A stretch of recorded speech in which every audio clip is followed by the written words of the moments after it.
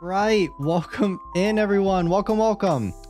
Today we will be watching Gemini Home Entertainment as promised. Welcome in everyone. Welcome in Radio Cat. I saw you were here earlier. Welcome in Leah. Welcome in Denise. Welcome in Tristan. Welcome in Piano Teddy Bear. Welcome in Aphotic. You are a new chatter. Welcome in. Welcome to the to Unity. Welcome. And Silver, welcome in guys. Welcome. I'm super excited to be watching Gemini Home Entertainment with you guys today. We're so kind of like what we've done with all of these analog horror watch-alongs, we're just going to kind of chill for a little bit. We're going to kind of just talk and chat a little bit before we get into it. So this is the perfect time, like I said, for you guys to go and grab a snack, to go and grab a drink. I just ate lunch, so I'm not super hungry, so I will not be snacking. But I do have a drink here. I have some water as well. So yes, I'm super excited, guys. Gemini Home Entertainment is amazing analog horror series.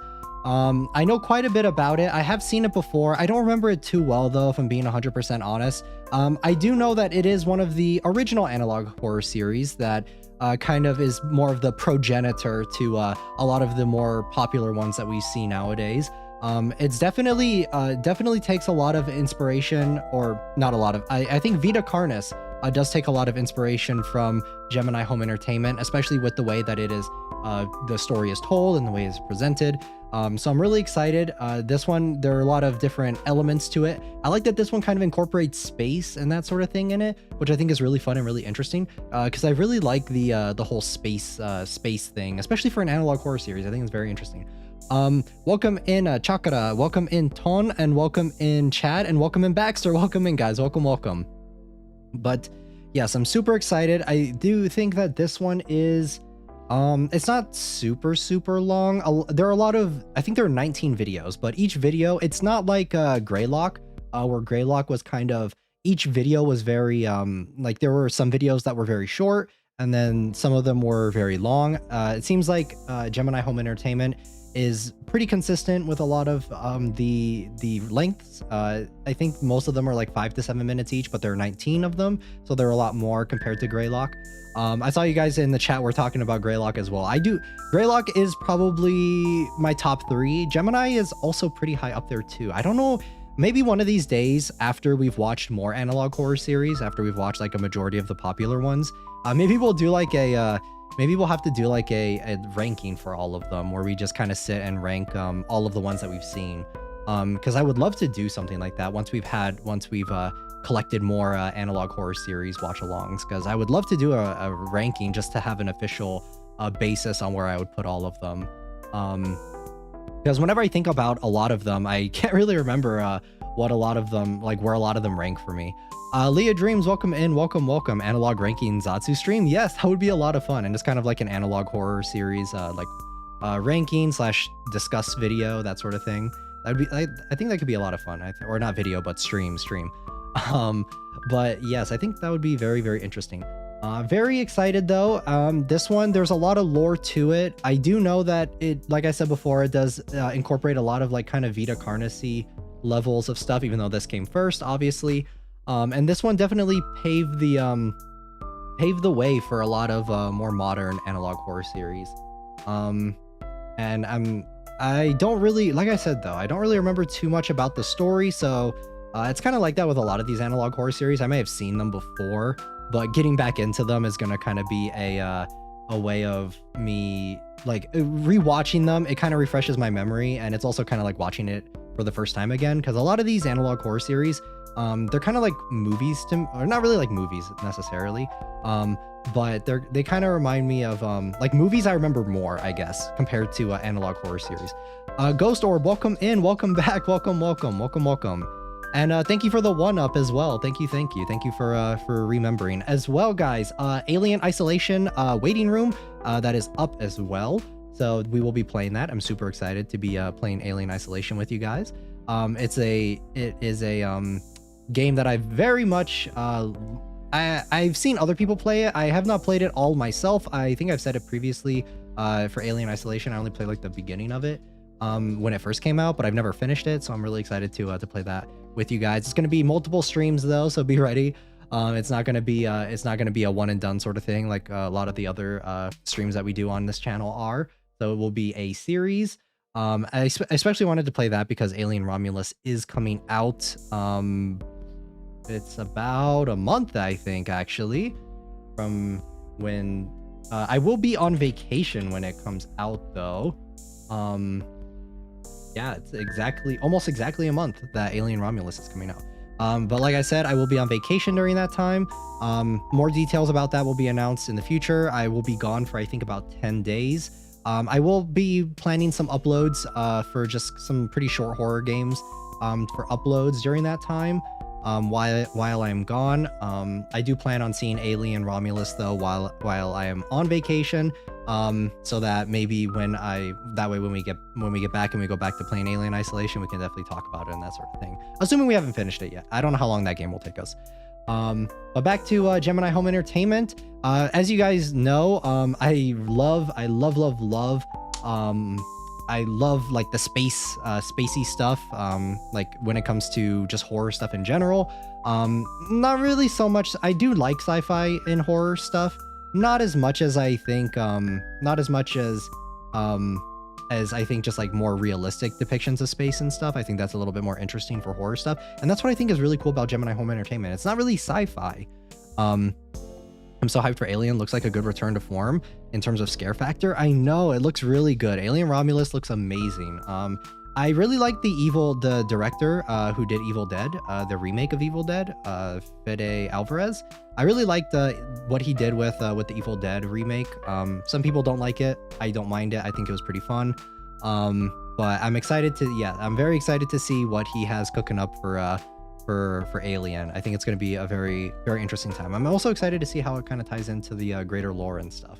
I know Alien Isolation isn't technically canon to the Alien timeline. I know it's kind of its own thing. I guess if you wanted to kind of see it as canon, you technically could, but I don't think they consider it canon. It's just kind of a one-off, kind of like the Aliens games and that sort of thing. So, but yes, and then I will also have the waiting room up for IT 2017. That is membership only. So remember, if you guys are not members, but you guys would like to consider becoming members, we do we're not analog horror watch-alongs. I guess we only did Mandela, but we do horror movie watch-alongs for membership only, and we will be watching IT 2017 on Sunday. So if you guys are interested, definitely look at becoming members. It's a lot of fun. I try to do membership only streams every other week, assuming no other plans, previous life obligations come into play. So I do try to do that, and as well as you guys get emotes and that sort of thing, and you guys get sneak peeks at whenever I have art and stuff for schedules. So it's gonna be a lot of fun.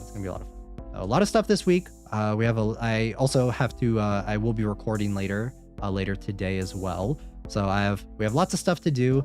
We're gonna be getting into the Gemini Home Entertainment in just a little bit. I'll probably say it around like 20 minutes in. That should give you guys ample time. Ton said bye. Thank you for stopping by, Ton. Thank you. But yeah, I think we'll start at around 20-ish minutes before we start the watch along, just so that it gives you guys ample time and anyone else to kind of come in and before we start, because I always feel a little bit bad whenever we start something and we're like halfway through the series, or not halfway through, but like we just started it and people are coming in, and I definitely with Analog Horror Series 2, it's easy to get kind of lost during that as well. So I want to give people as much ample time to come in and grab snacks and do whatever before we jump into it. I believe it is canon. He plays Ripley's daughter looking for her mom after the events of Alien. I don't believe it is canon though, because it doesn't make any sense that the whole, at least from what I remember, is that the alien, like, because there is an alien or not an outbreak, but there is an alien on the thing, but it doesn't make sense why Ripley comes back later and there's like no mention of it.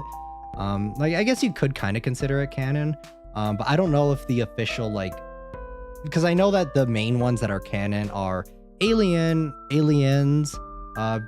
and Alien 3 maybe, question mark. I know I'm not actually too sure about the canonicity of that one. Prometheus and Alien Covenant are all considered canon alien projects. I feel like a lot of the games, they don't necessarily consider them canon, but I don't know, I could be wrong.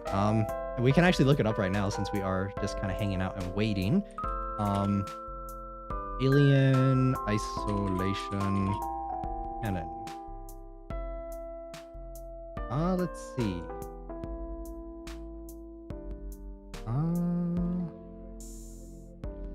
It seems like some people do think it is canon. So I guess, yeah, I guess it is considered canon. Interesting. I do know that there's also DLC as well for Alien Isolation, where you play as Ripley for the original Alien, and I definitely want to try that out as well. We'll probably do that though after we finish the main game, as well as after. I do plan on doing an Alien 1979 watch along. Probably that'll be the next watch along after it. So that'll be very fun as well, and I think it'll be very fun if we do the watch along and then we also play the DLC for Alien Isolation. I think it'll be very fun. But yes.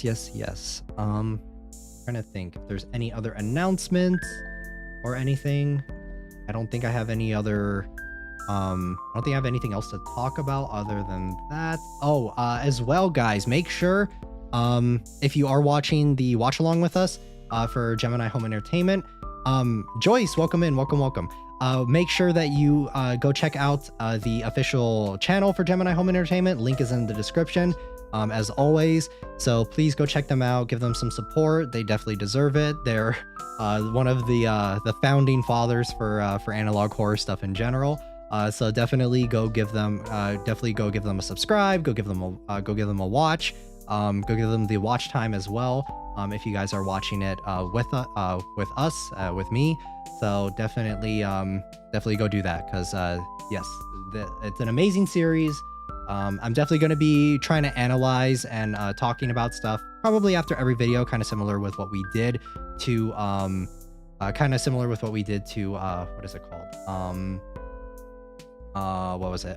Greylock, where we kind of talk about and analyze what was going on with at the end of every video and that sort of thing. So yes, very excited. I don't think Gemini Home Entertainment is finished as well. I think it is still an ongoing series.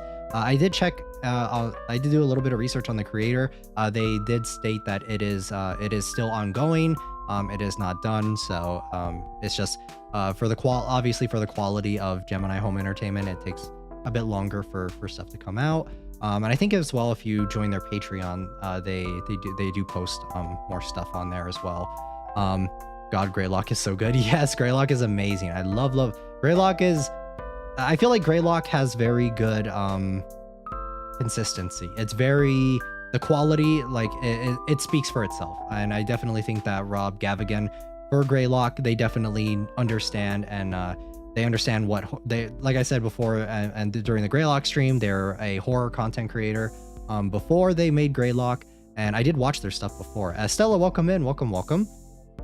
But yes, I do know that the Rob Gavigan, they did a lot of horror content before making Greylock, and I think it really shows with that Analog Horror Series. Like it really does shine through with that, because I feel like it's very some Analog Horror Series, not that they're bad, because of course it is up to the interpretation of whoever's creating it, and of course it is very subjective.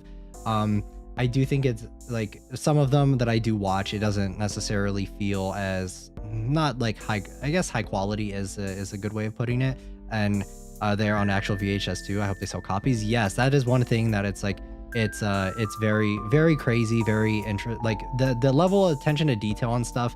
I can't say for all analog horror creators that they do that, but the extra mile, it really shows, and I think that the storytelling and the narrative for it is very strong, very great. He did Seriously Strange like 10 years ago. Yeah, and he said that I did watch his live stream where he was talking about it. He said that around 10 years ago he had the idea for Greylock, which is crazy, because when he was doing Seriously Strange, he started coming up with the idea for Greylock, and I'm eagerly awaiting any new Greylock content. We will probably it depends on, we might do catch-ups because obviously there won't be as much content for a whole stream. So what we might do is we might do kind of catch-ups for like a bunch of different Analog Horror Series in the future. because I don't have any plans to stop these little analog horror watch-alongs. I think they're very fun, and I think they're a great time. So we have a lot of analog series to go through, though. There are quite a few. So at that point, we will probably yeah, once we get to that point where we can do catch-ups and stuff, that'll be pretty fun. But all right, I think it's been about 20 minutes. I hope you guys have had ample time. We're going to start getting into Gemini Home Entertainment. So I'm going to move you guys over to my second monitor so that we can get into it. Very excited, guys. Very, very excited for Gemini Home Entertainment. This is one of my favorite ones. I think this is one of the first ones I watched too. I think I watched this when it first came out, if I remember correctly. But it's been quite a while, so I don't exactly remember. I think we're good to go. Let me actually adjust my my audio a little bit. I think we're good. All right, let's go. All right, let's go, guys. I hope you guys are ready. This is gonna be a fun one. Okay.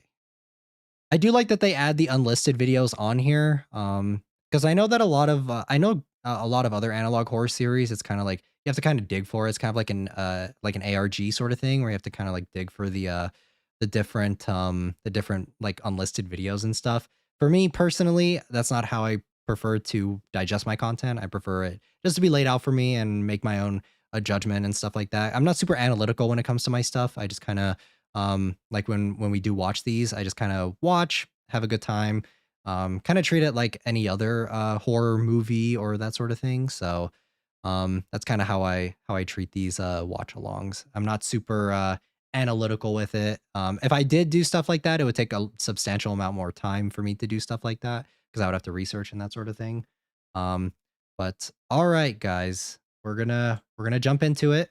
This is the first one, which is channel surfing. So let me check the audio levels. Let me see how they are. Make sure they're not too loud. This is only a minute long. This is a very short video. It looks a little loud, so I'm gonna turn it down to about that. Okay. All right, let's get started.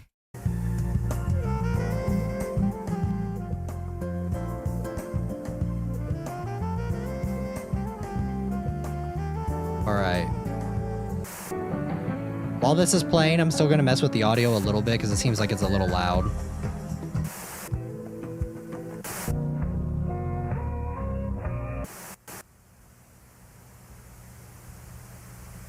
All right. I think that's good.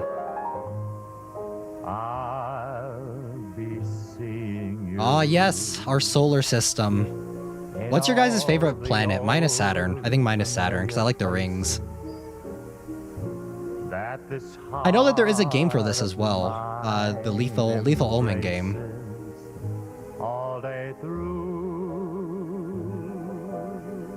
Let me know how audio is if it's too loud for you guys.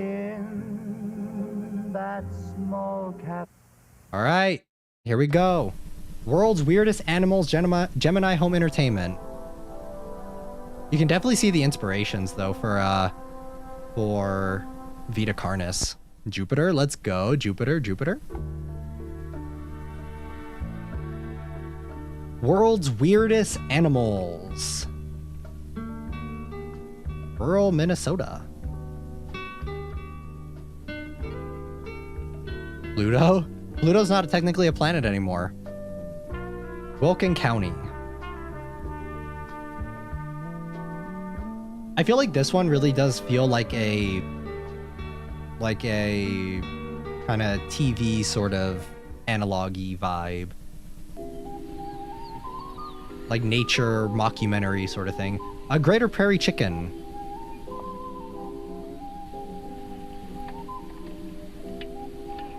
It looks like food. Native to Central North America, greater prairie chickens are well known for their prominent air sacs and protruding ear-like feathers. My brother's the weirdest animal for real. Pluto, and I'll die on this hill. These birds are often engaged in lekking, a form of mating ritual. The males utilize their air sacs to impress females.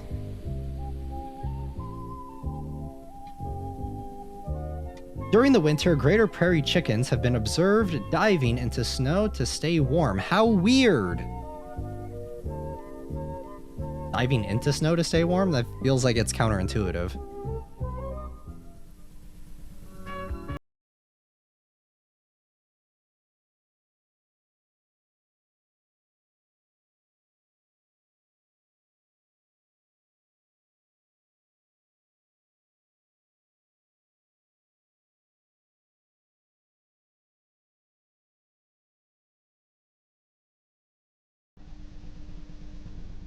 What's our second animal? This is some like National Geographic type shit. Burrowing owl. Looks like the Harry Potter owl. Once found all over the Americas, this small critter is now far more elusive. Dude, owls, how they can turn their head all the way around is scary. As their name suggests, these owls create large burrows for their nests instead of creating ones in trees. Interesting. Burrowing owls like to live in prairies and open fields where they can use old squirrel or badger holes for their nests.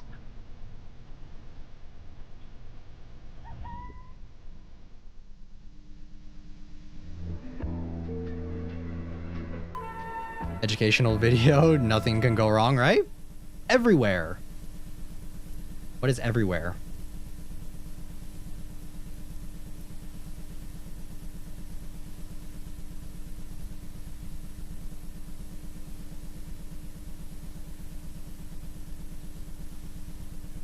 Animal number 3. I don't like that the music is gone now.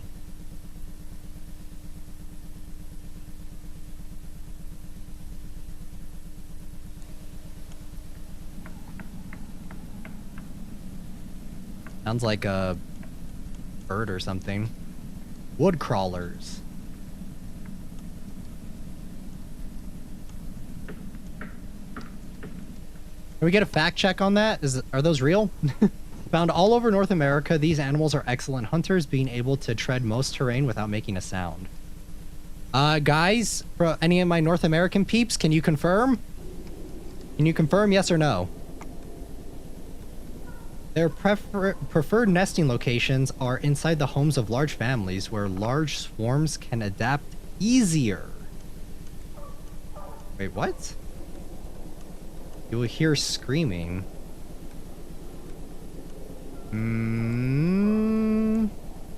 They stole their voices.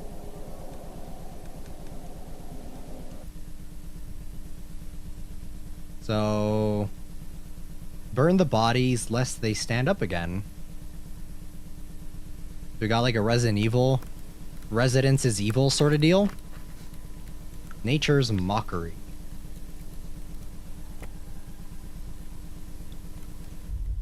Whoa, okay. That looks like the Muto from Godzilla, from Godzilla 2014. The little legs. That was creepy though. We'll go back and take a look at it. So these things steal people's voices and take over their bodies. Indeed, they are real. Thank you for the confirmation, guys.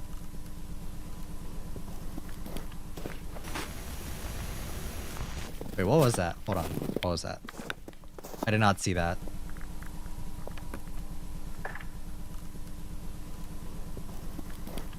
Someone in the house?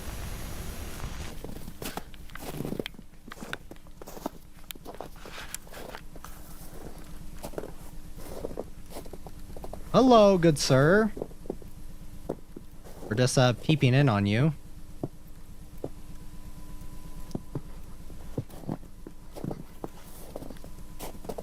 They're just hanging out. They're just standing there. They're T-posing for dominance. You think that since these things are taking over the humans, they think that T-posing for dominance will work? Like, that's how it works? He's swaying a little. He's like, wee!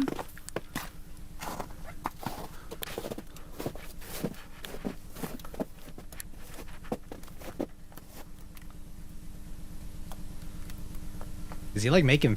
He's like doing this. He's like... Doing that in the mirror, dude, is actually kind of freaky.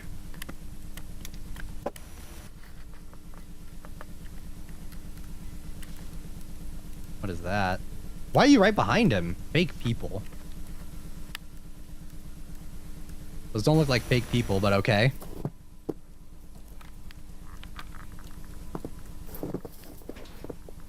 They look like slightly possessed people.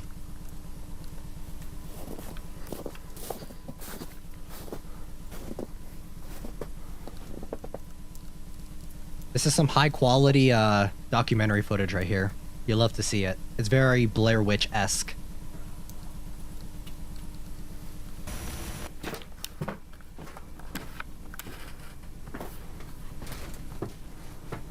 So why is this sprinkled in with like standard stuff like prairie chickens or whatever they're called?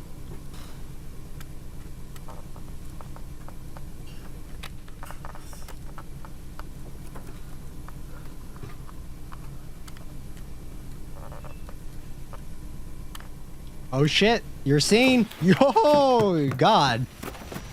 Being chased, my guy. Worst feeling ever in a horror game. I guess just in general. I feel like being chased, like if you're just walking around. World's weirdest animals.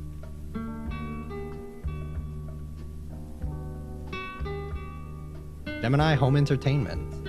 I mean, what are you expecting? You're kind of peeping in on people. They may be a little quirky, but who are we to judge, right? Shouldn't be peeping in on people like that. All right. Actually, wait. So, like I said before, we're going to be going back through every single video and just kind of going through it, kind of seeing the different things, even though honestly it's pretty dark. I can't really see too much. The wood crawlers are...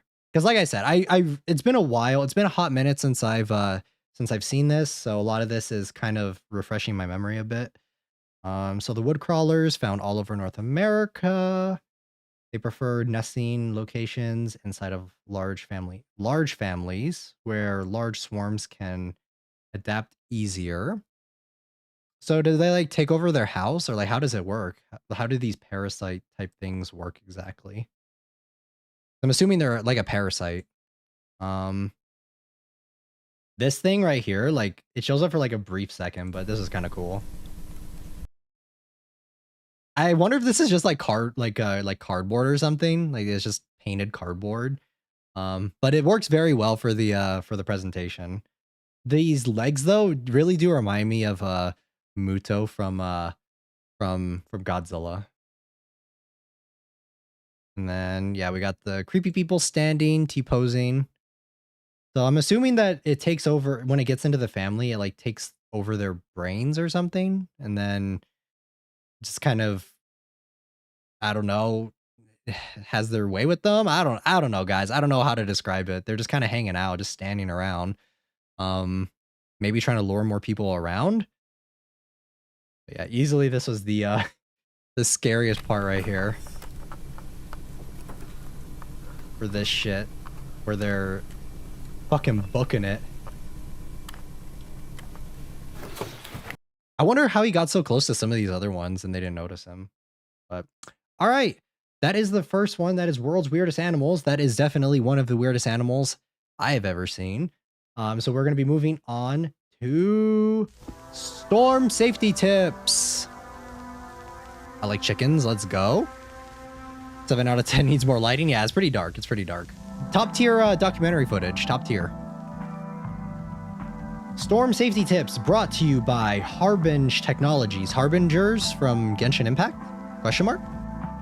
Storms can be violent and dangerous. In this cassette, you will learn how to protect you and your family when a severe storm hits your home. I have a feeling it won't be that simple, but okay. Part 1. Prepare in advance. Yes. You do not want to get caught in a storm unprepared. To prepare your home in case of a storm. Wait. Follow these steps. Reinforce your home. This may involve improving structural support, replacing roof shingles, or fixing any possible leaks. I feel like you should do that anyways if your house has a leak. Install an early warning system. This will allow you to know beforehand if a storm or other danger is approaching your home. Albedo alarm. Wait, what is that? Are these Genshin Impact references? Albedo alarm from Harbinge Technologies. Step 3, create a storm bunker. What if I can't do that? What if I live in an apartment? Make sure your bunker matches the following measurements. 10 feet by 18 feet. Genshin, yeah. Create concrete foundation at least 8 inches thick. This is a tall ask, my guy. You're asking quite a bit here. In the center of your bunker, install a large aluminum hemisphere. How are you going to install a what? Place shortwave radio next to hemisphere. Recommended timber radio from Harbinge Technologies. Within 4 to 5 feet. What does this have to do with a storm? Remove your lower neighbor to make the bunk. Yeah, right? That's what? Only turn on radio in event of an emergency.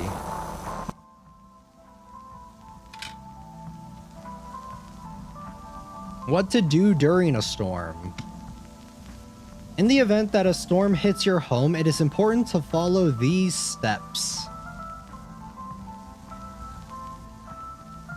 Quietly take your family to your bunker. Okay, seems... Your home does not belong to you. It belongs to nature.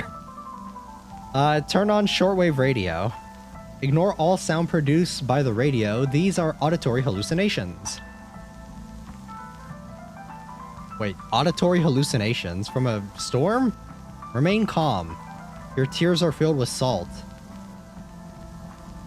Are they insulting me? Are they trying to make fun of me? Are they trying to throw hands? After a storm.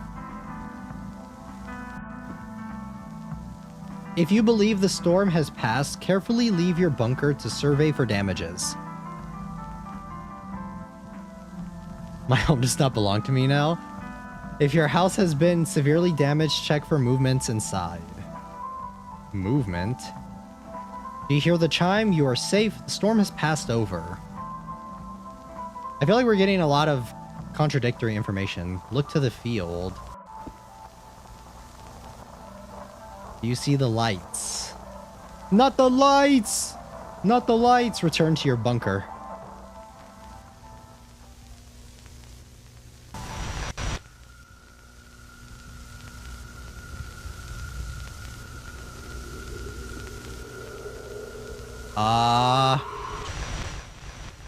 Is that a UFO?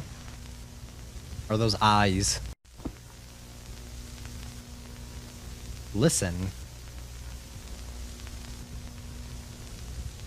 Under your feet. Listen under your feet, crawling through the floor. Well, what if I'm in my bunker? How is there stuff moving underneath my feet?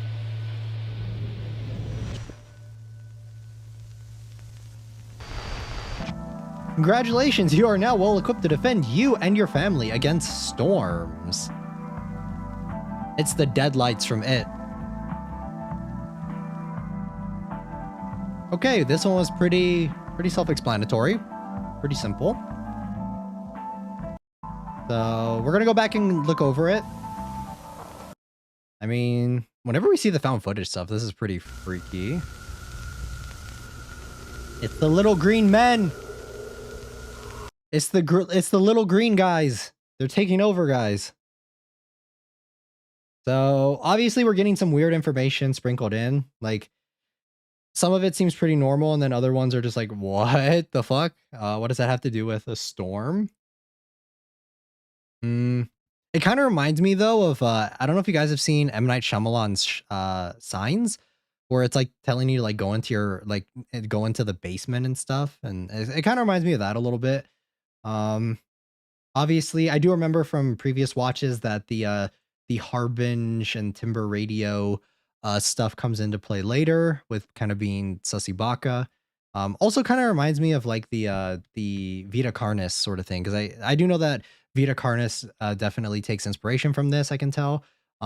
With like kind of the other stuff happening kind of behind the scenes that are kind of influencing public opinion and that sort of thing. Storm safety tips. I don't feel safe at all, right? I don't feel safe. If anything, I feel scared. Feel pretty scared because that doesn't sound like a storm, or maybe a different kind of storm. So, all right, next one. Not too much in the last one to talk about. We'll kind of see if this plays back in later in any of the other videos. So, artificial computer learning, Gemini Home Entertainment. Gemini Home Entertainment. For all your educational needs. The Regeant Computing, Artificial Computer Learning, a demonstration of artificial thought in computer intelligence. You gotta love AI. Gonna be like Skynet. Brief background. For the past 4 years, Regeant Computing have been developing... I'm gonna have to pause here because I have a feeling that this is gonna be it's gonna go too fast. Welcome in, running the train. Welcome.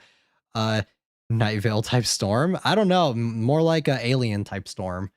Have been developing artificial computer intelligence using new revolutionary methods. These methods have led to produce the world's most advanced artificial intelligence to date. Nothing can go wrong, right, guys? Surely nothing will go wrong. We're using the Roswell crash to do it. As a test of this intelligence's ability, we gave the task of creating an original intelligible story in the format of a children's book. 3 iterations of the story will be shown, illustrating the creation process utilized by the artificial intelligence. Okay. Let's see what they were cooking up. Jack leapt over the river. Married to follow together. Travel, follow the secret. Jack the river is it is dead. All right, sounds like some pretty broken AI generated type shit. First iteration test heated insufficient results, though patterns and story consistency are clearly visible, albeit unrefined.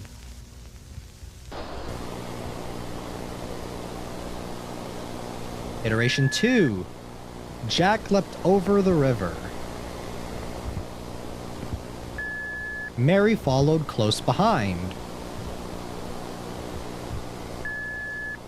They are searching for the secret place. I hear you.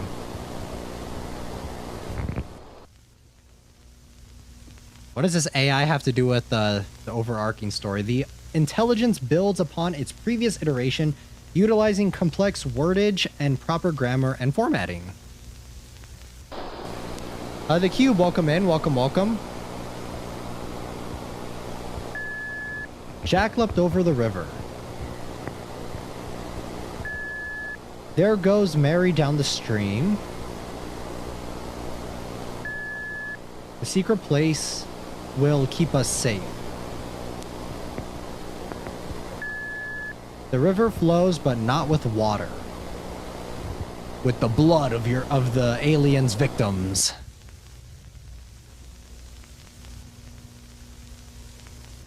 The intelligence seems to diverge from the original path and begins a more complex branch of sentences.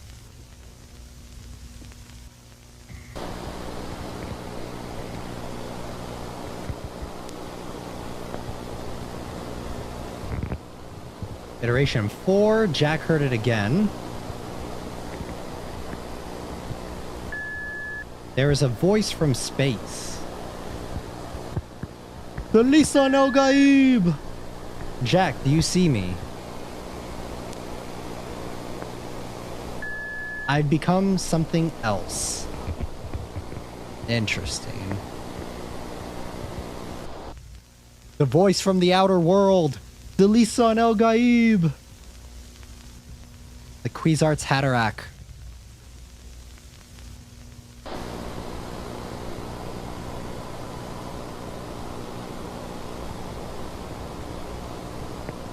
Who is Jack?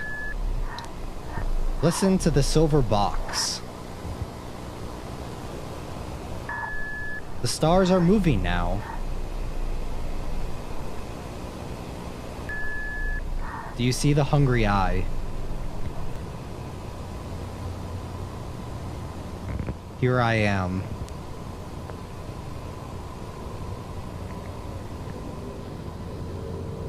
Okay, that's kind of ominous. Wait, is that a person?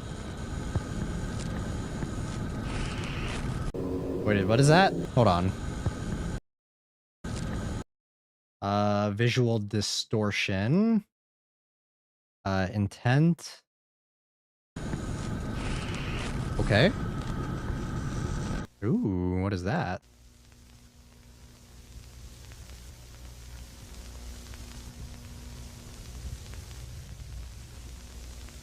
This video should have demonstrated to you the capability of Regeant's computing artificial intelligence. We hope this technology available for commercial and personal use within the year. I think I'm good. I don't think I want to buy this. Okay, so we got a little bit more information on, obviously, like I said before, I have seen this already. So I do know that this is about the, this is kind of setting up the space element. And kind of how the stars and essentially the planet is alive, which is kind of freaky to think about. I think we will get into that more.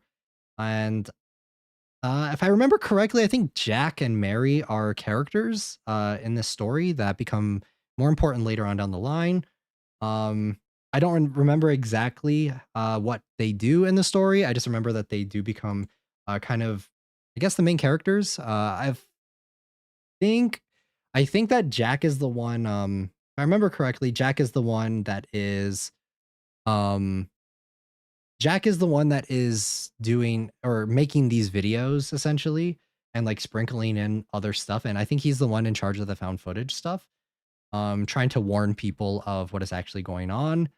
So, and I think that's what this has to do with it. I don't really know what the artificial intelligence thing has to do. It kind of reminds me of Vintage 8 though.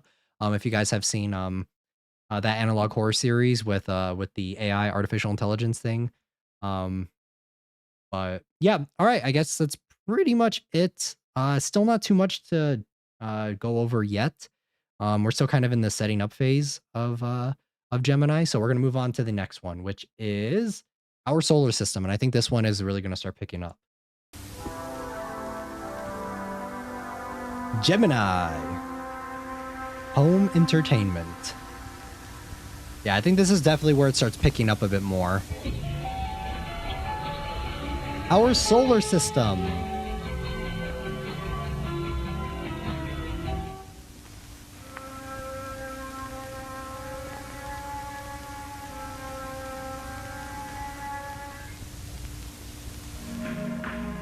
The sun. Situated 149 million miles away, the sun provides light for our entire solar system.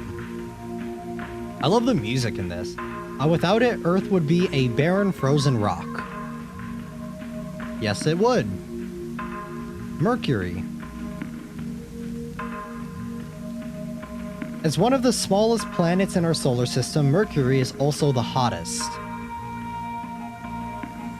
It sits perilously close to the sun and only takes 87 days to orbit around it. That's only like a couple months. Venus. As the second brightest object in the night sky, Venus can sometimes be seen from Earth. The average surface temperature of the planet is 462 degrees Celsius. Pretty hot.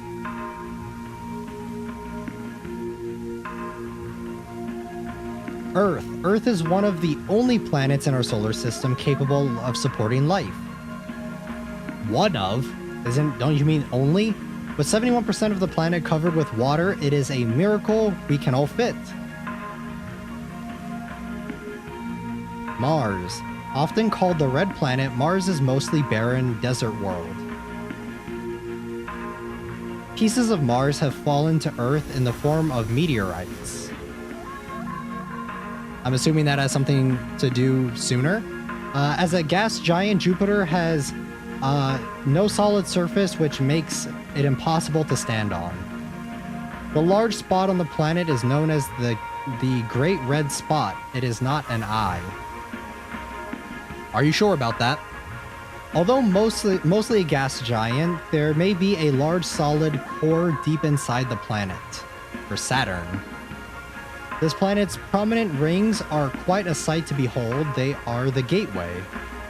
Oh, look! Did you guys see that? In the top right corner? Uranus. This planet is classified as an ice giant and is the coldest planet in our solar system. Unlike most planets, Uranus rotates on its side. Neptune. A large storm rages in the planet called the Great Dark Spot. It is the lens. Neptune has been mutated. Mutated? By what? Ooh! Okay, I saw that.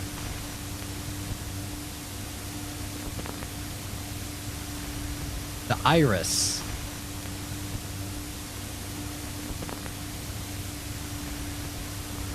Is this Pluto, guys? It is with us now. There's Pluto for y'all. Laughing at us.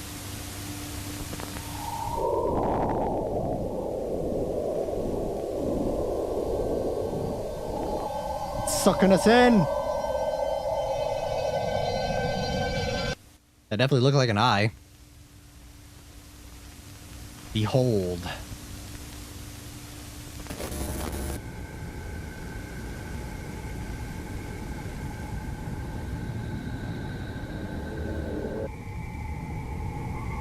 Is this telescope footage? What is that light?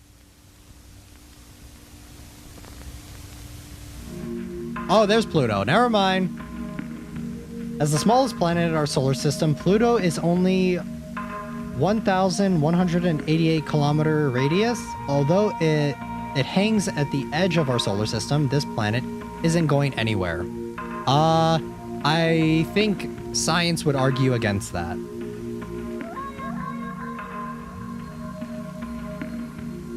Our solar system created by Remy Abode. Let's go. Okay. Well, lot to unpack with this one, guys. Lots to unpack. Welcome in Radio Ket. Welcome. And welcome in Henry. Welcome. The iris is so silly. Yes, it is. Okay, so a lot to unpack with this one. Obviously, there was some stuff going on in some of these that I wanted to go back and look. At. It wasn't until because Jupiter, it says it is not an eye, and I'm assuming that is in reference to for Jupiter, that is in reference to the iris. For the iris that is going on. Also for Earth, it said it is, where is it? One of the only planets, not the only planet to support life, which is pretty interesting. Yeah. Earth is one of the only planets in our solar system capable of supporting life, which does not add up. That doesn't make sense. Obviously, I'm assuming the iris has some form of life on it. Also, it started glitching out here. I did notice where it said pieces of Mars have fallen to Earth in the form of meteorites, and then it starts to glitch, which I'm assuming is maybe the cause of where the wood crawlers and the fake people and that sort of the aliens are coming from, is from those meteorites. And then when Jupiter pictures got fuzzy, the text changed to wound. Oh, did it? Let me see. Let's actually go back and check. Was it Jupiter or was it a different planet? Hmm. So, and then Saturn says this is the gateway. Not sure what it says for gateway. It's a someone said look at Mars. Let me go ahead and take a look. Um Mostly barren desert world, the red planet.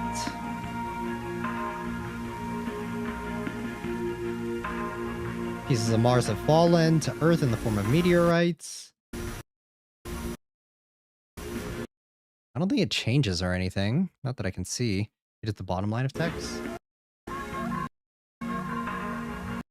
For Jupiter?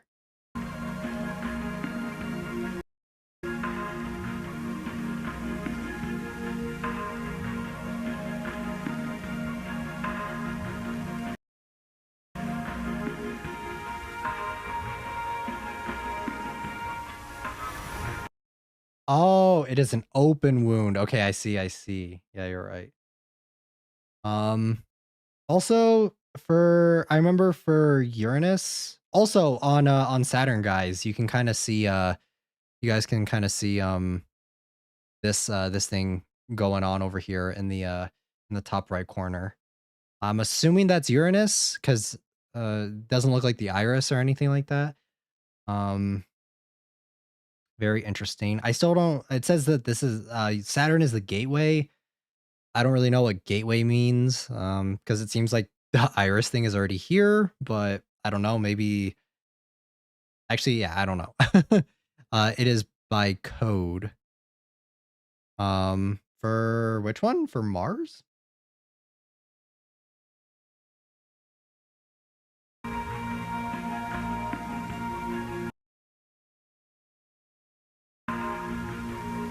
I still don't see anything on Mars.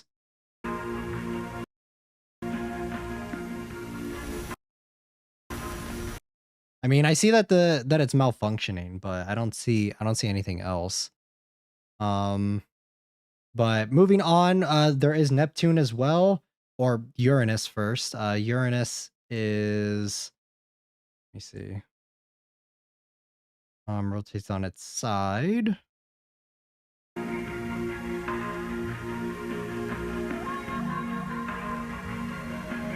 All right, I guess Uranus didn't have anything either. Classified as the coldest. Neptune is the one that is mutated, is what they said. It is by code. I mean, feel free to let me know the code in the comments. Um, but it says Neptune is mutated. Which I'm assuming that the iris is the only thing that is obviously not normal, and the iris is what is um I guess affecting our solar system and taking over these other planets slowly.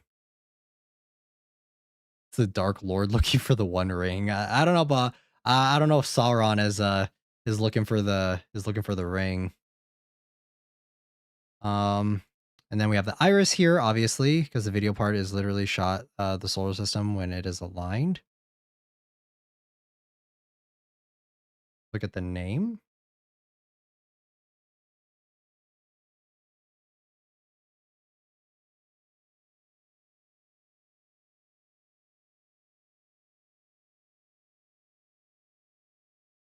I mean, I'm looking at it. I'm looking at the name, but we don't do decoding or anything on this, so like I'm not sure. I'm not entirely sure what I'm looking for. But yes, and then obviously we have the iris, which at first just looks like a normal planet. Obviously, in real life, there is no planet in between Neptune and Pluto. It says it will come. Oh, okay, I see, I see. Yeah, because it yeah, so we do have the iris. The iris is obviously what is taking over everything. Looks like a big eye, I guess. Pretty freaky looking, pretty scary, pretty strange looking. Laughing at us. It is with us now. And it looks like the iris is here to stay in our little solar system. So, we also get some more stuff here. I'm not sure what this is exactly. It looks like a beam of light or something attacking Neptune, I'm assuming.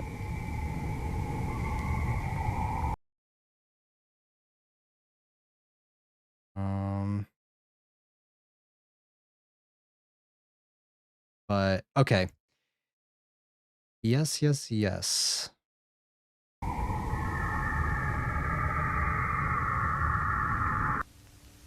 Yeah, so I'm assuming that this is just footage. This is more footage of just what is happening to Neptune, I guess, how it got mutated.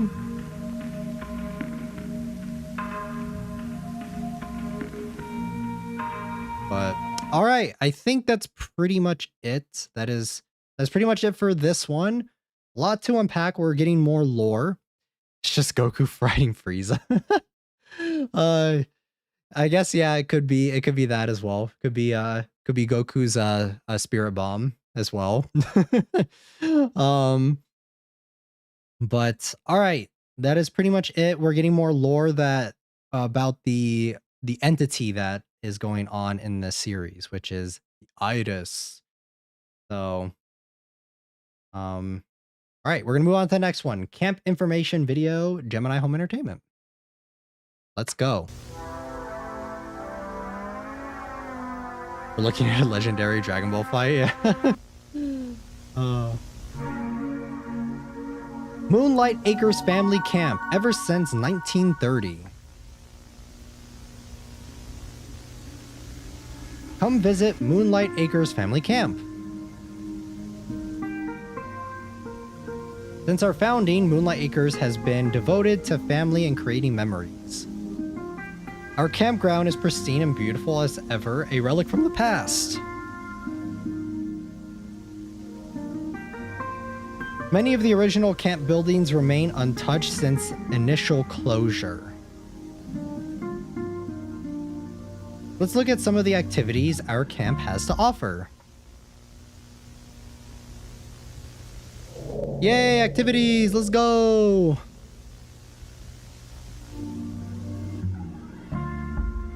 With so many expansive trails, hiking is a regular occurrence at our camp. Just make sure you don't get lost.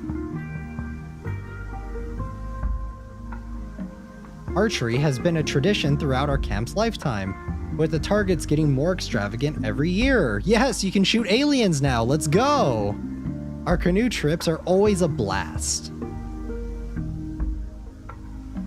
And let's not forget our famous Lights in the Sky event. Wow, guys, look, it's UFOs, it's aliens. Is it actually though? Like, how are we gonna explain the lights? That's like the most, I feel like that's the craziest one. Fuck the archery, fuck the canoeing. Give me that, give me the lights. Accommodations, no need to pitch a tent, Moonlight Acres. Wait, no need to pitch a tent. Moonlight Acres has tons of places to lay your head. Sleeping in luxury at one of our family cabins, completely burrow-free. For the kids, we have separate boys and girls cabins, each with fun activities all year round. Feeling rustic? Stay at one of our camp's original cabins, which are frequently clean and cozy. I don't know, that doesn't look that cozy to me. Oh, actually, the inside looks pretty nice. Each and every cabin at Moonlight Acres... Come on, my guys, it's too fast. Moonlight Acres is beautifully decorated. With the most up-to-date safety technology, you can rest assured knowing your security is in our hands. Yes, I feel very safe. I feel very secure with Moonlight Acres. FBI, open up! Do not answer the knocking at the door. What if it's the FBI?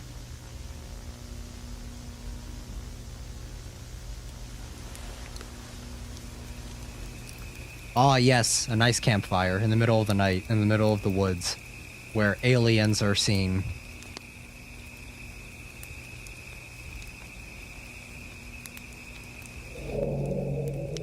We control the night, sky, stars, totally not sus. Mythos. It actually kind of... What it kind of reminds me of how they're advertising the lights as like a big event or whatever is, I don't know if you guys have seen Nope or not, but it's kind of like that. How the what is his name? Glenn from The Walking Dead is like advertising the UFO as like, yes, this is an attraction. Come take a look at it. Yeah, it's ours. We control it. Never works that well. An important part of Moonlight Acres' legacy is its mythos. Tall tales have been told from person to person throughout the camp's lifetime. In 1935, rumors of strange, well-dressed men visiting the camp began to make rounds. The men in black, guys! It is said that the men would ask to enter the camp administrator's cabin every night for years. Nope, watch along. That would be fun. That's a good idea. One night, a deal was made with the strange men as they left the camp, never to be seen again.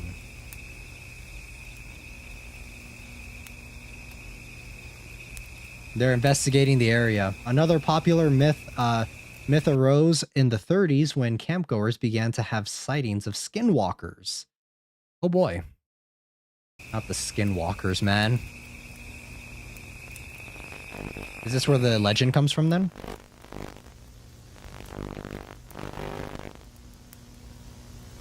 It's it's Will Smith. Will Smith is pulling up to this area, this camp, and just like, hey yo, I need to take a look. And look, we got another alien spider creature leg. Muto. It's the Muto from Godzilla, and you guys can't change my mind on that.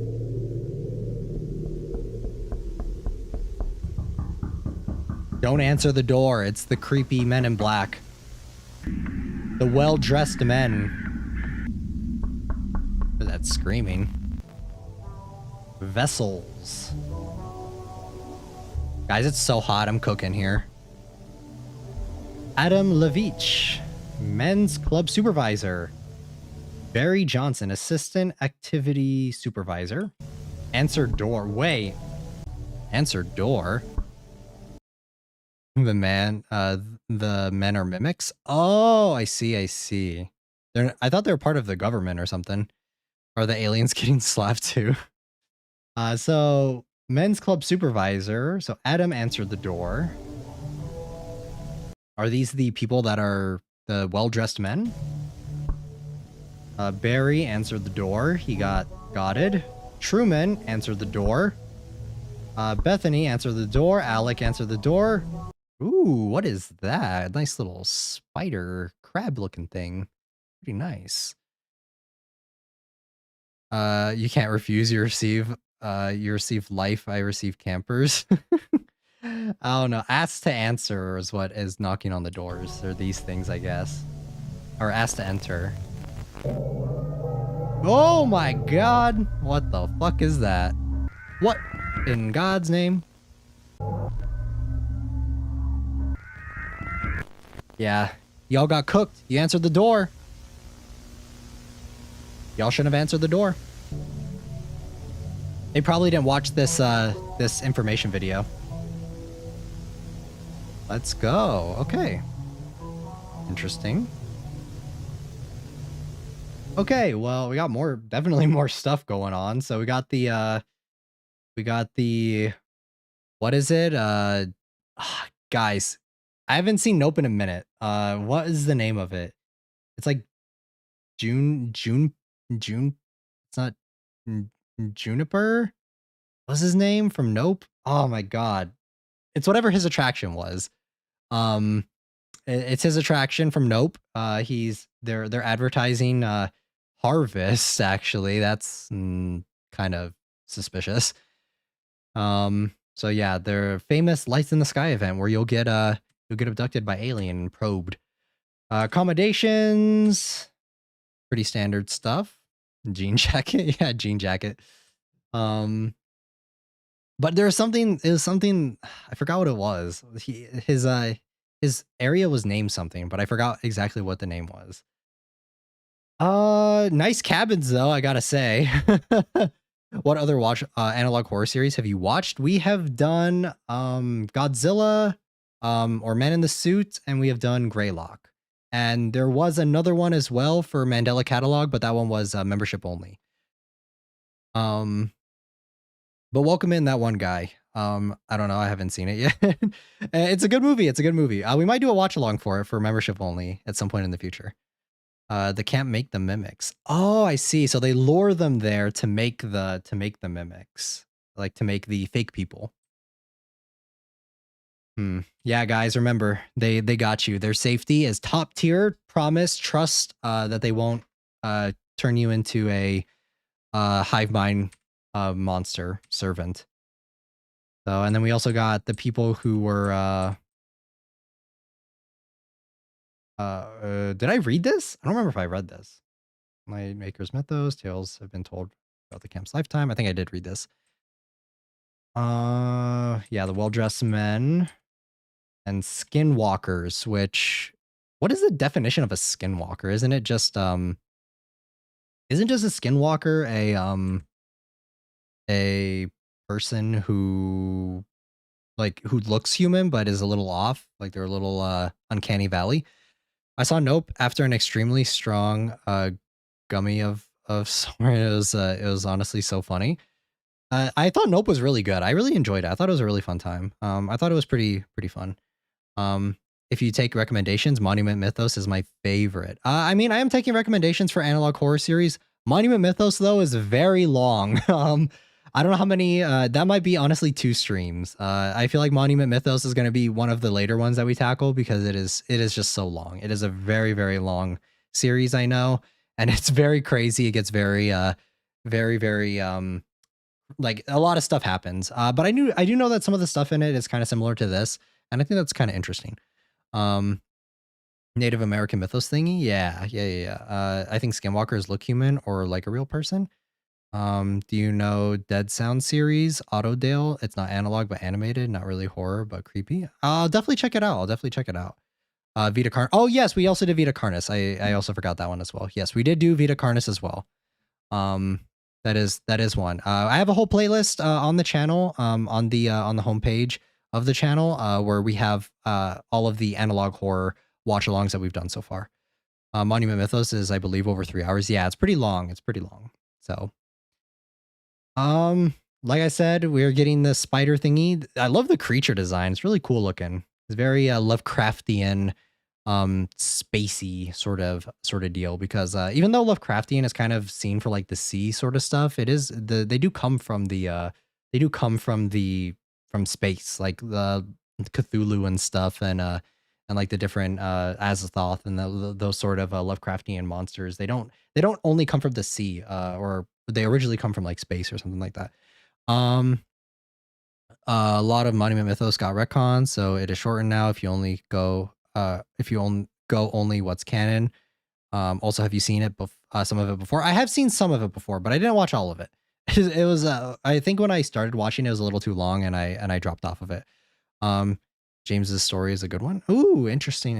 Yeah, I'm definitely taking recommendations. Like I said, we only do one of these a week. We do one of these a week, so it might take some time to get to them. But yes, definitely leave recommendations, guys. Definitely leave some recommendations for different analog horror series to watch. All right, so that's pretty much it for this one. What I love about this one is that about Gemini Home Entertainment is that I love that the storytelling is very straightforward. Like it's not really like for some of the other analog horror series, like especially Vita Carnis, like with the whole the Prince storyline and stuff. It's like very like you have to kind of ARG your way through it and kind of like look beneath the between the lines and that sort of thing. And it gets for me, as someone who just likes to watch it and just kind of sit down and kind of treat it like a movie, or just like a standard video sort of deal, it's a little bit too much for me. But I like that Gemini Home Entertainment, it gives you everything up front, everything you need. There is some little things here and there, but for the most part, it's all laid out there for you, which I appreciate immensely. To as a creepypasta. Interesting. I do at some point in the future do want to watch Ted's Cave Journals, which is a creepypasta as well. That was kind of the contender between this one and that one for this week's, but I kind of went against it because Ted's Caving Caving Journal is pretty long and very very slow. It's a very slow burn, and I don't know if everyone would be as into that one as I would be. So, but all right, we'll talk more about stuff like that and later on. We're gonna get into the next one. Have you seen Local 58? I have actually. I think I have seen Local 58. It's been a while though. It's kind of like this one where it's been quite a minute since I've seen Local 58. Ted's is so good. Yes, Ted is very good. It's very slow though. Very, very slow. Like I'm not sure everyone would be as into it. Yuki no time. No SI. What? But yes. All right, we're gonna get into the next one, guys. We'll definitely talk more about analog horror stuff after we get through it. Like after we finish this in the room section. So we can definitely talk more analog horror stuff after we finish watching. So on to the next one. Lethal Omen commercial. This is for the game, I remember. The thing looks kind of like the iris here.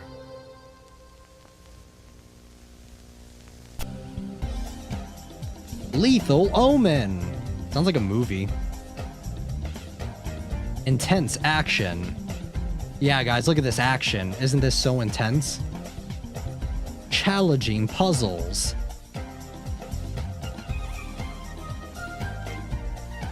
High quality graphics, yeah. Very high quality. Actually, a little off topic, what I think is kind of funny is that a lot of games nowadays are kind of doing like the what is it? A lot of the games that are coming out now are kind of mimicking this style, like the Fears to Fathom inspired games. And there's been a big resurgence of those, which I think is funny too. Real game 2. Yes, I do know that this is a real game. I saw it on, I think it's on itch.io. Lethal Omen, $29.99 plus tax. Available. There's that computer company that we saw previously. Oh, hey, yo. We're getting the hacked version.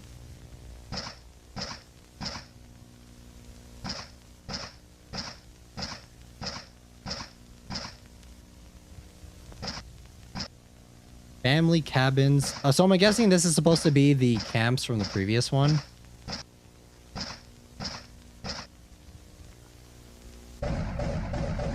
What the fuck? Why did the thing change? $30, dang. Yeah, it's pretty expensive. The moon is a mimic. So it already ate our moon? So it's like Dead Space 3? Kill all enemies. And I'm guessing these are the mimics.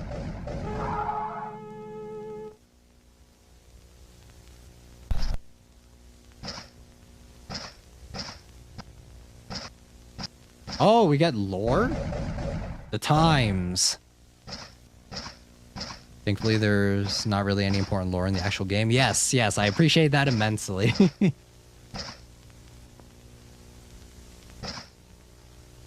Bye, Yuki, and congrats on 1K. Thank you for stopping by, Ben. Thank you.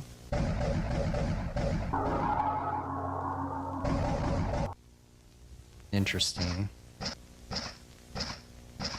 Oh, this is the bunker. These are the bunker things, right? Yeah, shoot it. Open it.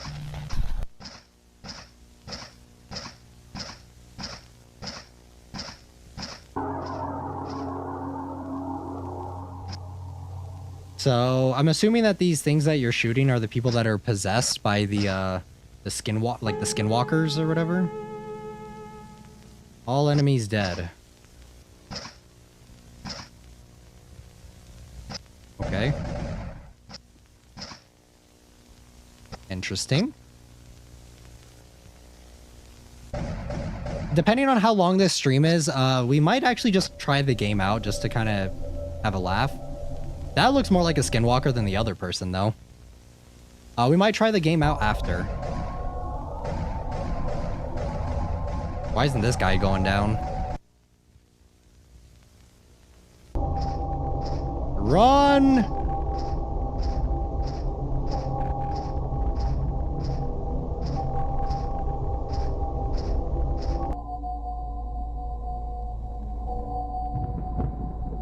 The bunker? Isn't the bunker bad though? Shouldn't you not be in there?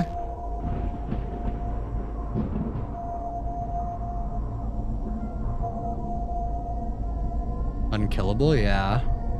Oh, hello. Spider monster, spider alien. Let's go. You love to see it?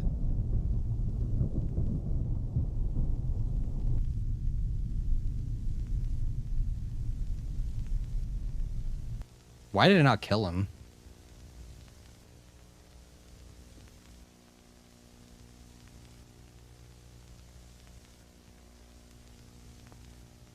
Lethal Omen uses revolutionary artificial intelligence as a basis. Okay, so that's where the artificial intelligence stuff is coming from. Damn, the fact that it was able to make this. When does this take place? Really dark.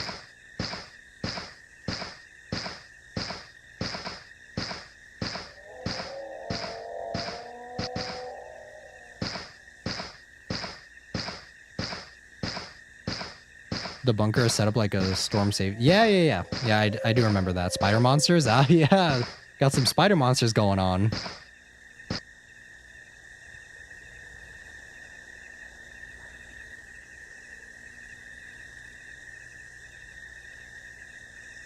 Pretty dark. Can't see too much, honestly.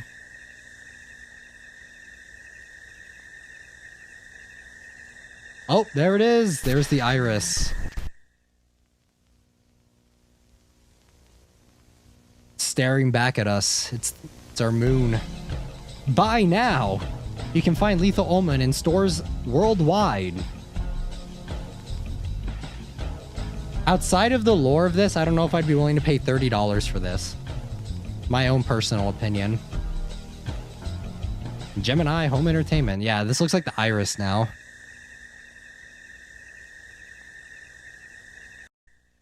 So, I mean, yeah, depending on how long the stream goes on for, let me actually see how much we have left. Yeah, we do have quite a bit. So, depending on how long the stream is, we might play Lethal Omen, we might not. So, no promises, but I mean, this episode or video was pretty self-explanatory. Morrowind level graphics, Fierce to Fathom level graphics too. All right, Wilderness Survival Guide. We're gonna learn how to survive in the wilderness. Let's go.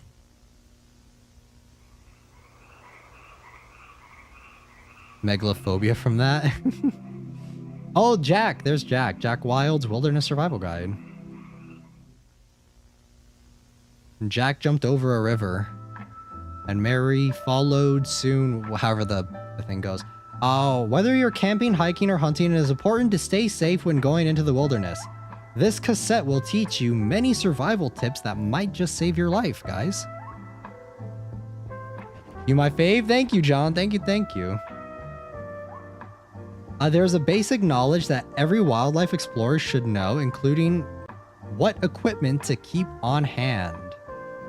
Be prepared. Water, flasks, non-perishable foods, first aid kit, matches, compass, knife. Store these items in a backpack. Good old Jack and Jill, yeah. Beware! Thorns, ditches, and rivers could lead to serious injury if not accounted for. Dude, I hate going out into the, like hiking or whatever. Just going out into the wilderness. I don't prefer it. Not my cup of tea. Camping or hiking in private properties or hunting grounds could lead to serious fines or worse. Always make sure you have the proper permits before entering an area. Like going into the countryside just isn't for me. Things to avoid: wildlife, bears, cougars, moose. If you come face to face with any of these animals, stay calm and do not run. Slowly back away, keeping your eyes on the animal.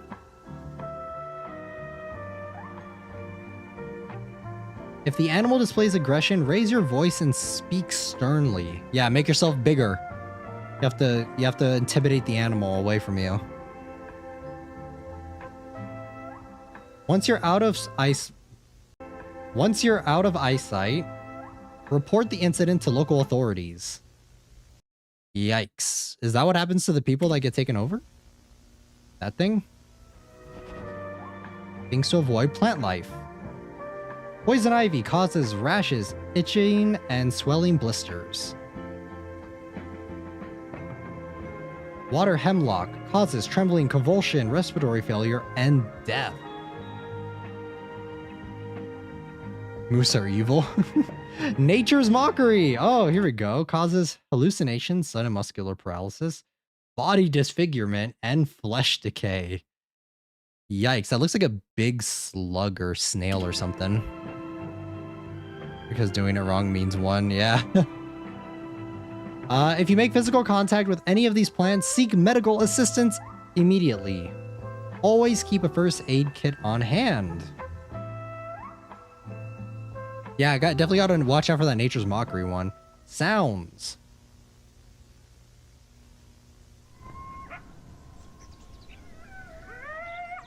Coyote howls. Why does it sound like they're laughing?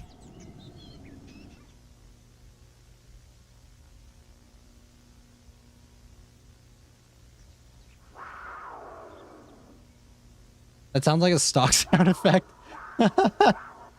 Cougar screams. Sounds like a stock cougar sound effect.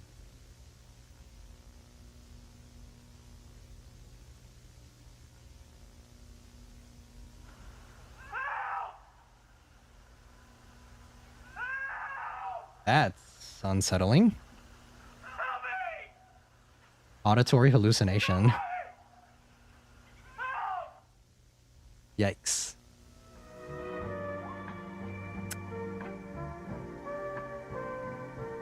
If you hear someone screaming help, just look the other way, it's fine. If you hear any of these sounds, leave the area immediately. Do not move towards the sound. If you hear them, they have already heard you. Ooh, yikes. Building a campfire. Everything was pretty standard up until that one. What you will need: large stones, dry glass, dry twigs, matches, and dry logs. They sound also mountain lion cougars IRL sound like screaming people sometimes too. Interesting. I did not know that. Oops. Creating ring of stones and describe location. Place tinder inside of the stone ring. Ah, yay! Place kindling in a TP formation. Set fire to tinder using matches.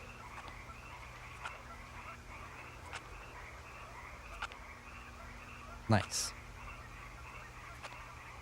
This is why, guys, this is why I don't want to go outside. What do you do if your fire fails to start? Follow the lights. That sounds like something we should not do by previous experiences, but what do I know? Follow the lights and go to the aliens that are going to probe you. Don't go towards it, my guy. Didn't you just read? You had to get the footage. It's for the views. You had to do it.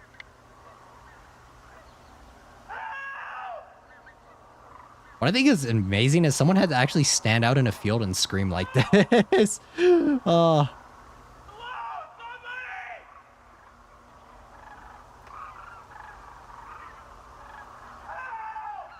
He's acting pretty sussy. Yeah, someone had to do that. I would not be getting close to that, my guy. No way. PG lit. Yeah, no, I'm good. Christian, welcome in. Welcome, welcome. What's that? That is a person being taken over by a parasite. Dangers of infection. If you believe you have been infected through a wound, wait. Do the following. Wash wound with water and soap. Use antibiotic ointment on injury. I'm assuming the third one's going to be a caveat. Forcefully rip open foreign object from body. There it is. I had a feeling that one of these was not going to make much sense. Average me and the boys on a camping trip moment? Yeah. Hi. Hello. Are you going to scream hello? Or help? No? Okay, cool. Alright. Jack's Wilderness Survival Guide. Let's go. Okay. Well, pretty straightforward. God, I love that this series is so straightforward. It really does. It makes things very simple. There's not much to talk about. I mean, avoid. This guy did it for the views. This guy had to do it to show us. But yeah, so that's pretty creepy that this dude is screaming. I remember when I first watched this a while ago, I thought that this was so freaky. Like, just a dude like standing completely still and just like screaming help, like not doing just not doing anything other than standing there. We got a little bit of skinwalker stuff going on here, pretty cool. And then also Nature's Mockery, which causes body disfigurement, whatever the fuck that means. I'm sure we will see that in Flesh Decay. Let's not forget that. I'm assuming we'll see that soon. But yeah, pretty self-explanatory. We're getting kind of mixed information because it says go towards the light, which we should not do. Follow the lights. Yeah, not a good idea. Should not be doing that. All right, pretty self-explanatory. So we're gonna move on to Sleep Image Visualizer. I feel like the sound is getting more distorted every time we watch one of these.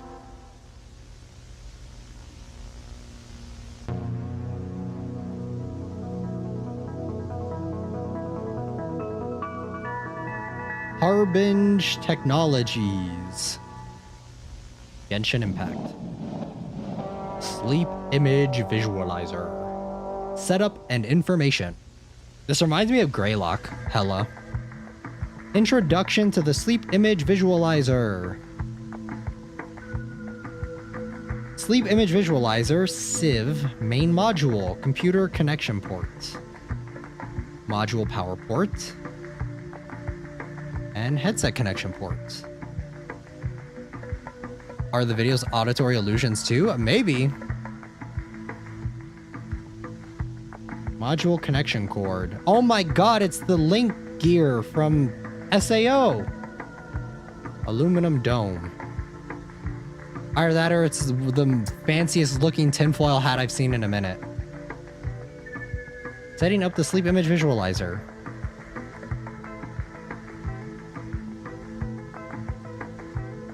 Connect the Sleep Image Visualizer to your computer using the cord provided. Surely you won't get a virus, right? The play on words with Harbinge tech name. What play on words? I mentioned that it kind of sounds like Genshin, but insert the SIV home use disk into your personal computer and follow the installation instructions. Using the Sleep Image Visualizer, boot up your personal computer and run the SIV home use software. Very nice. Very nice palm trees there. Sleep Image Visualizer, Levi Jacobs, began at 5:24, December 12th, ended 5:30 a.m. That was only a few minutes, my guy. Oh, what is that? That's a face. Running the train. Thank you for the $20. Thank you for the Supa. Those screams remind me of the robots from Screamers. Ooh, interesting. Place the SIV headset on your head, ensuring all clamps are secure. But thank you for running the train for the $20. Thank you. I appreciate it. Turning the SIV main module on and lie in bed. Your SIV will begin recording automatically. Ooh, nice and good night. Nice and eepies. How comforting this is. Harbinger is short for harbinger, means someone who runs ahead giving a warning, most notably of impending war or attack. Oh, interesting. I did not know that. I just know them from Genshin.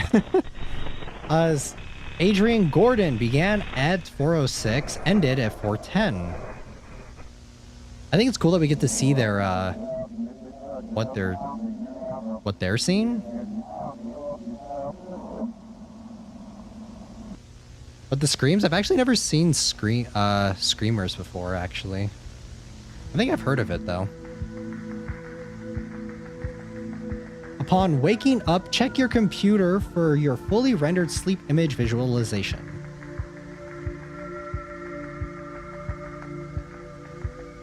Nice! We get to see our dreams. Dude, imagine if that were real. I'd want to see what my dreams are. I never remember mine. Thank you for taking part in the Sleep Image Visualizer program. Please note that automatically sent something. I guess all of these are sent to someone. Oh, there's Jack. Jack Dean.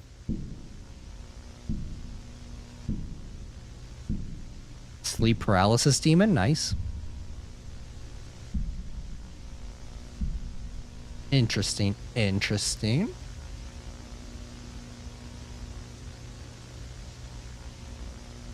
Oh, that is so freaky. What the fuck? Yeah, that is sleep paralysis demon worthy, if I've ever seen one. Knock on the door. Don't open the door. Reminder, the sleep image visualizer takes images from your unconscious mind and visualizes them. These images do not represent reality. Cap! Cap, you never say that in an analog horror series. Dreams cannot tell the future.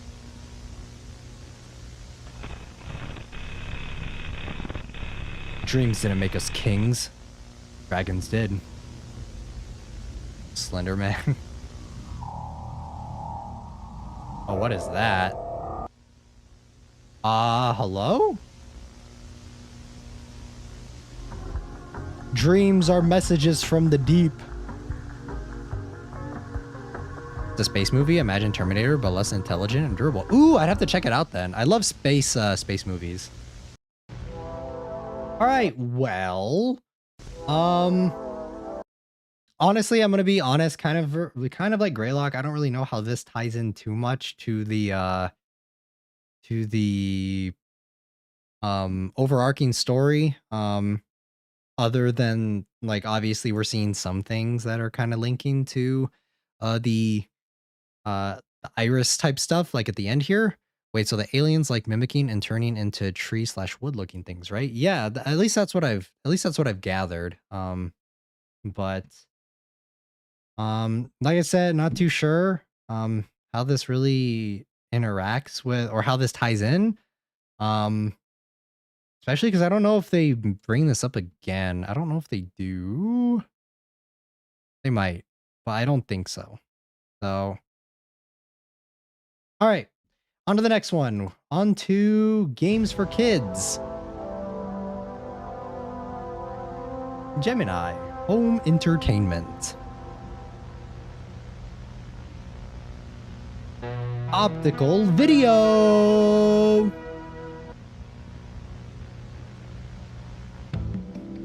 Hey kids, are you bored? Need some new fun games to play? Well, you're in luck. Games for kids. No shit. A list of fun classic games to play with friends. Game 1. Hide and go seek. Oh god, this can never end well in a horror, anything horror related. One player is chosen as the seeker while everyone else are hiders. The seeker counts to 20, then searches for the hiders. The seeker counts... Wait. The seeker counts to 20, then searches for the hiders.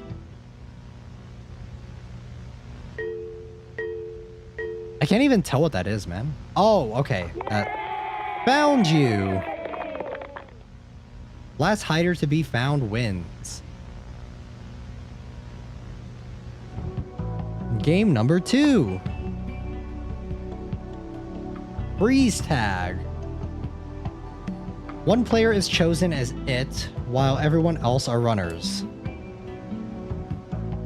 It has to chase and tag the runners. When the runner is tagged, they freeze.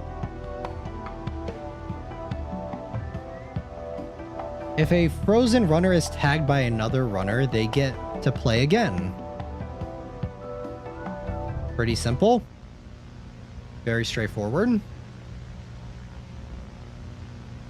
Tag. When all runners are frozen, it wins.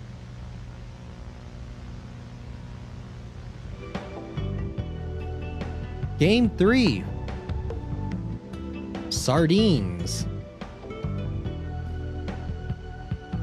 Sardines is similar to hide and go seek, except one player is chosen as the hider and everyone else is the seekers. The seekers count to 20 while the hiders hide as fast as they can. When a seeker finds a hider, they try their best to hide with them. What?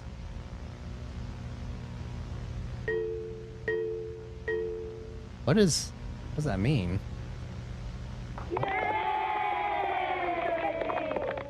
The game ends when everybody is hiding. Okay. My opinion, this is one of the best episodes in the series. I love the implied type of story. I mean, I think we're definitely going to get to it. Feed the woods. All players wait until it is very dark and your parents have fallen asleep.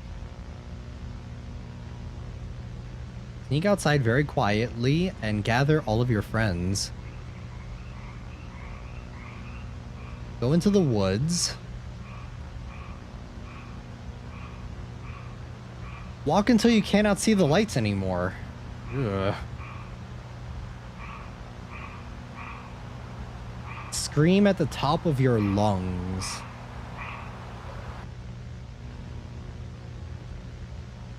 I think I'm good.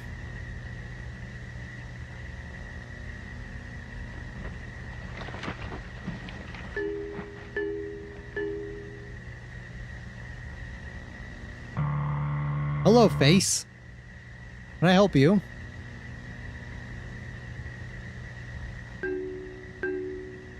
What is that?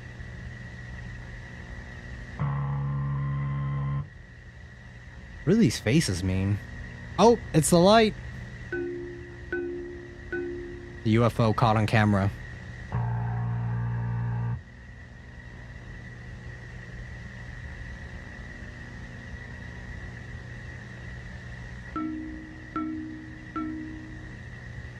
What are we looking at?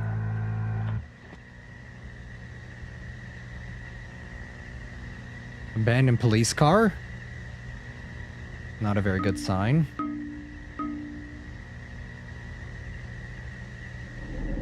The game ends with the forest is fed. Oh, what the fuck?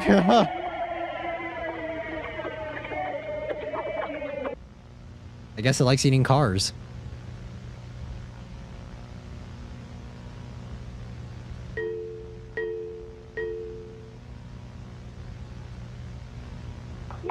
Found you. That's cheating. No shit, I'm on Earth. What do you mean? Or is it implied that it wants to eat the Earth? Games for kids. Created by Remy Abode. Okay, well, like with all the previous ones, we're getting a little bit more setup, a little bit more backstory for the or not backstory, but more details on kind of how this thing operates. Oh, the tree moved? Did it? I didn't even realize. I didn't even notice that.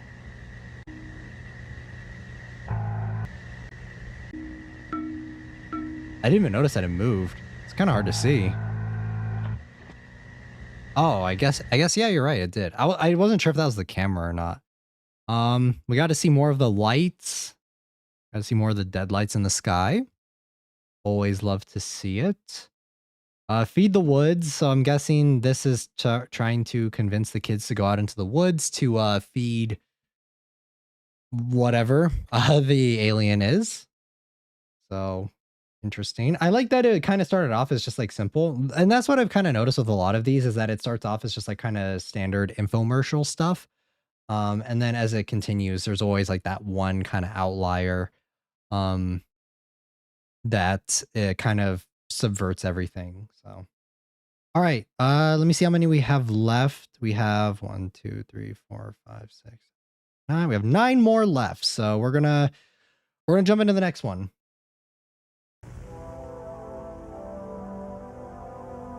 Gemini.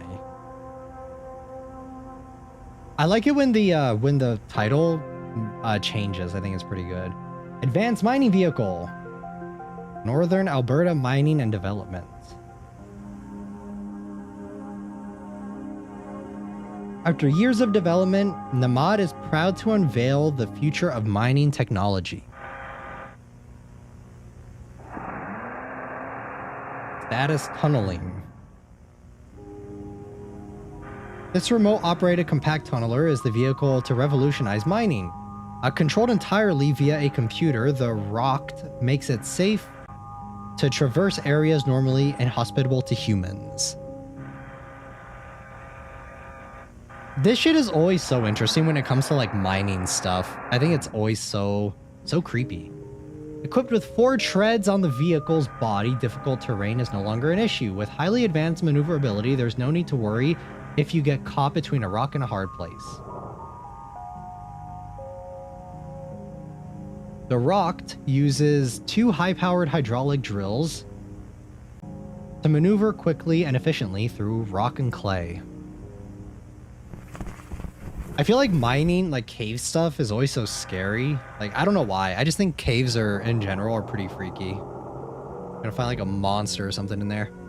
Rotating camera attached to the vehicle provides a live video feed of the Rocked. The camera can provide a 360 horizontal and 90-degree vertically via the control terminal. The camera is capable of 100 to 300 mm optical zoom to focus on important details.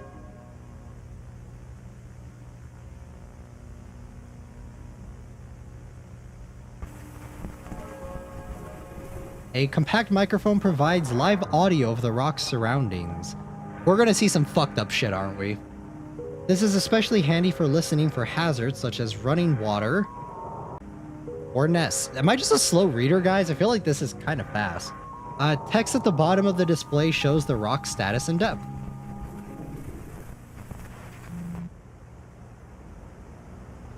What do you have for me, huh, cave? What freaky shit is lurking in here?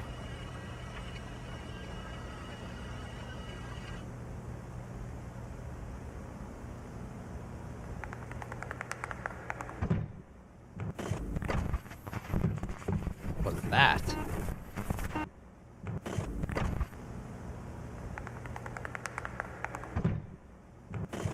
Okay, heard some noises. I didn't see anything though.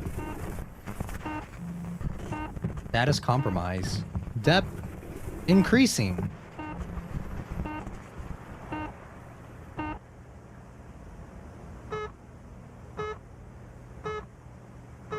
Damn, this thing's a fucking trooper.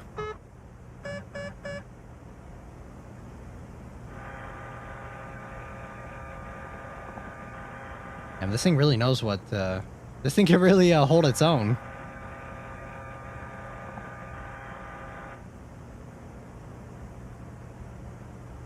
What is that? Is that... You see that red thing right there?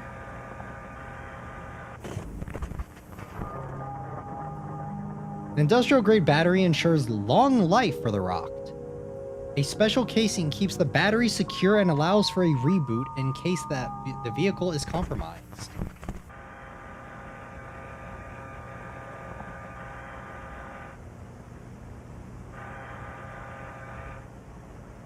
Ooh, we got some cave growth going on here. Looking a little fleshy though.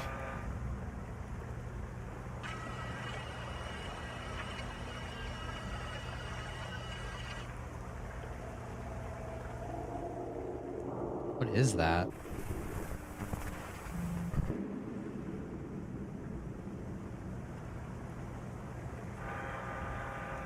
This is why I hate caves, man. You never know what's in there.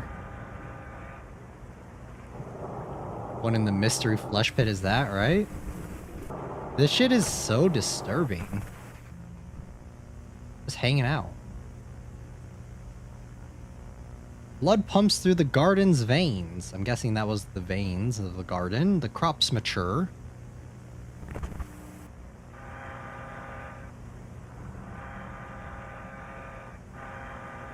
Looks like Vita Carnis. Oh, this looks like what is it? The crawl? I know this came first though. Ooh, that is bright. In the lights of heaven. Or hell, whichever one.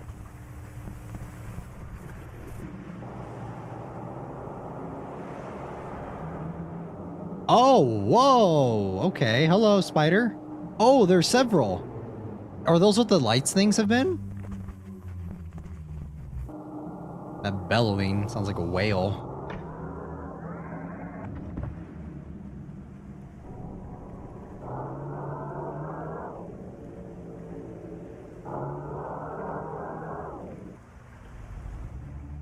Idle.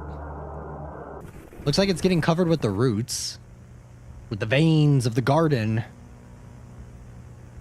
Shifting tendons, shape anatomy.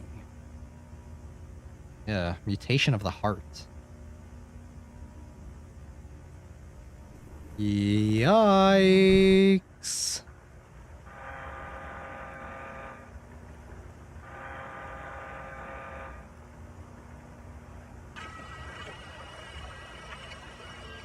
You guys won't catch me dead being in a cave if there's some, like, I know that shit like this isn't real, but this shit would scare the fuck out of me. Ooh! Spider Lovecraftian monsters, let's go.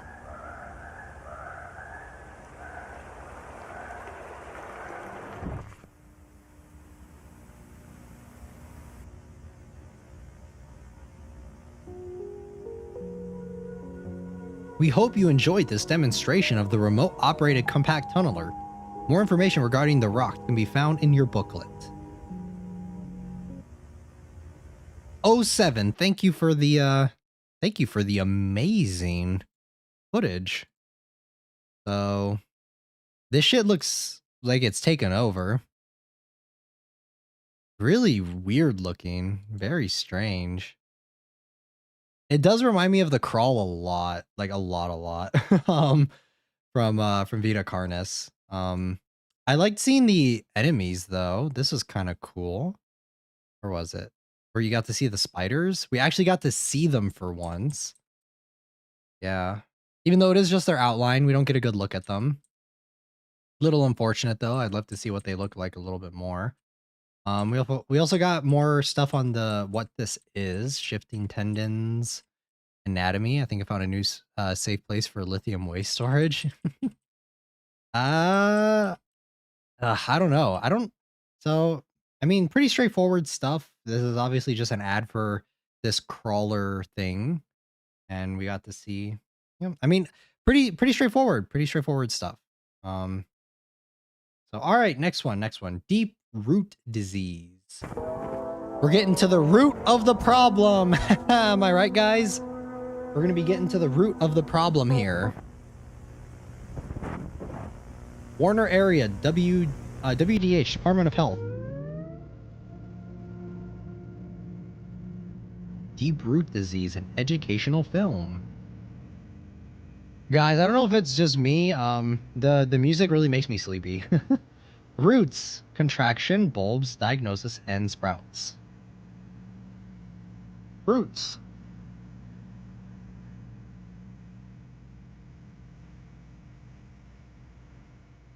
What is that? Roots begin to form from undesirable underside of bulbs once rooting stage begins. The speed of growth increases as rooting stage progresses. The base of the root swells as growth continues and surrounding area becomes discolored. Brave Rover, right? The soup I'm eating tastes sour? Oh no. Be careful, don't eat anything bad. The roots will continue forming until coming into contact with a bone. Once contact is made, the roots are able to spread freely. Ew. Okay, so this is the parasite shit. Contraction. This is the shit that makes me squirm, man. The following demonstration will explain how an individual may contract deep root disease.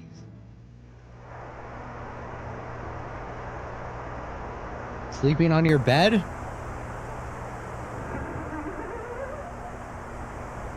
Door opens. Bulbs. This is like tryptophobia stuff, where it's like stuff growing, or I don't think that's what it is for, because that's like the holes, but typically appearing on any normally exposed part of the body, arms, legs, neck. Bulbs have the first visible sign of deep root disease. Bulbs can range from 2 centimeters to 10 centimeters across, meaning the growth may remain unnoticed for any amount of time. What happens if I just cut it? What happens if I just cut it out? Will that do anything? For the first few hours of appearance, bulbs feel hollow and may be pressed down with ease. Once rooting stage begins, the bulb will become solid, and those affected by may experience pain when pressure is applied to the area. Dark, welcome in, welcome, welcome. The area will become inflamed as rooting stage progresses, and small sores may appear around the affected area. The rooting stage reaches its climax. These lumps will... Guys, am I just a fucking slow reader? Lumps will begin to form more rapidly. Inflammation then abruptly halts as sprouting begins. Ew! This is so gross.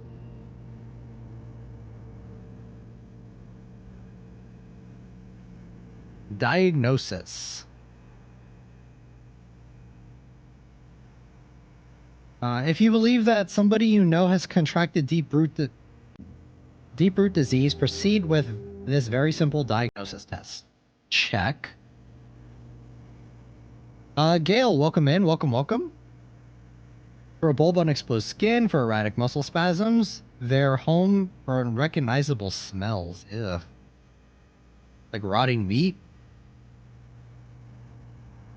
If they can recall their mother's name, if they have stopped dreaming, if they have felt new bones. How do you feel new bones? What? If 4 or more of these tests describe an individual you know, they have become something else. Proceed with protective safety measures. Okay, what are the safety measures then for this? Sprouts. Sprouts don't sound very good. What happened? Like, is there nothing we can do to help them, or are they just screwed? This is like the body dysmorphia stuff.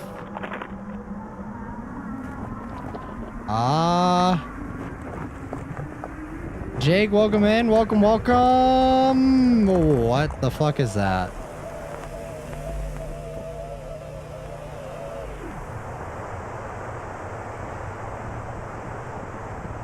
Taking my...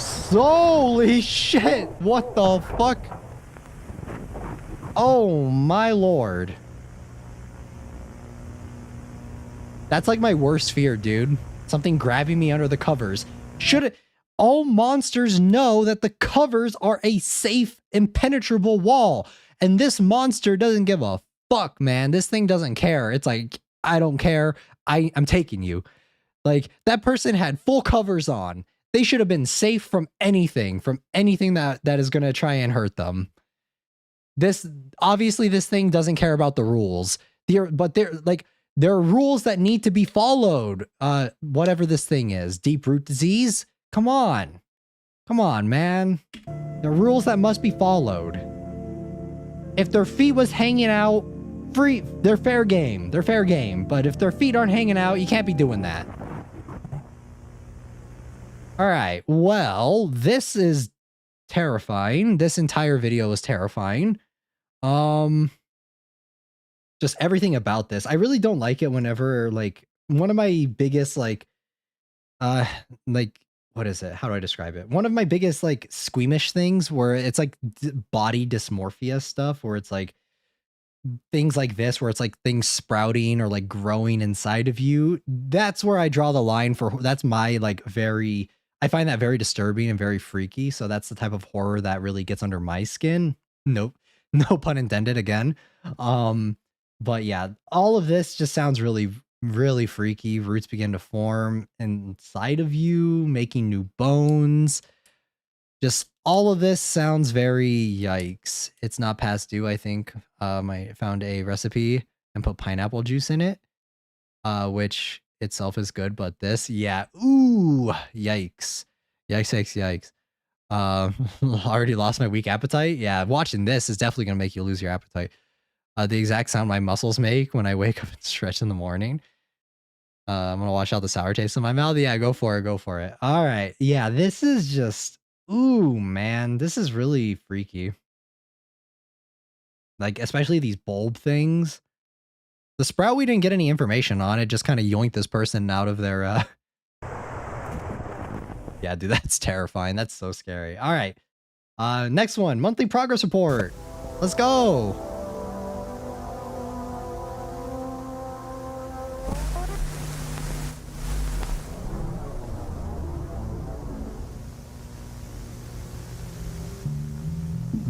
Regeant Computer monthly progress report.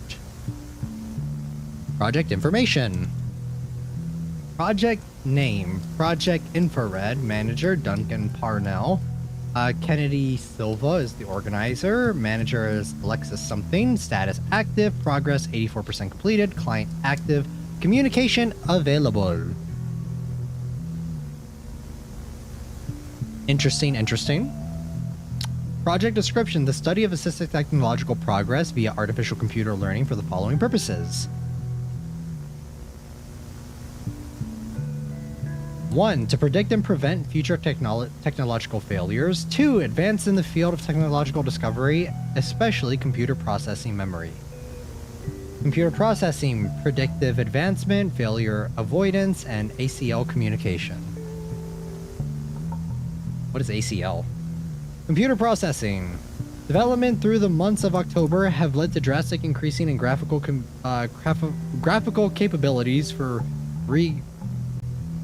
Regeant brand personnel computers.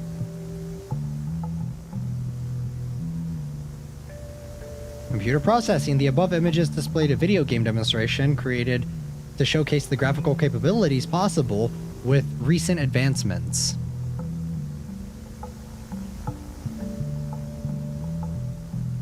Predictive advancement.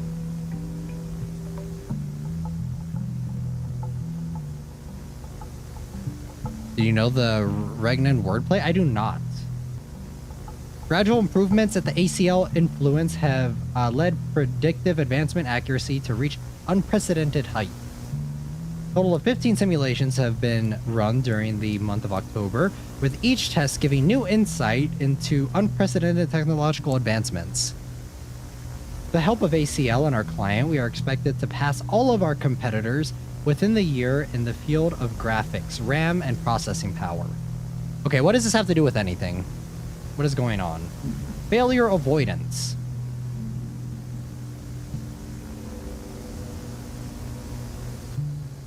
By running hypothetical scenarios through the ACL system, we have successfully avoided 23 technological failures. Cool. This reads like a business report. This would not have been possible without the support and wisdom of our client, who spearheaded the artificial computer learning projects. Alright, I bet it's the ACL one. I have a feeling. I have a gut feeling that this ACL one is going to be it. All communications made with our client through the month of October have been recorded via the ACL monitor room and will now be showcased on this tape. What do you got for us? Oh! So your clients are a bunch of worms. Nice. All systems online. Danger? Oh, I see, I see. What the fuck is this? Transmitter array active.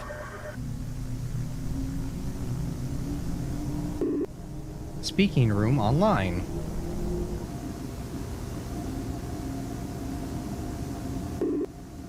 Entering prompt. Earth. Client ready for speaker. We're talking to someone. Activating speaker. Oh no, they can listen.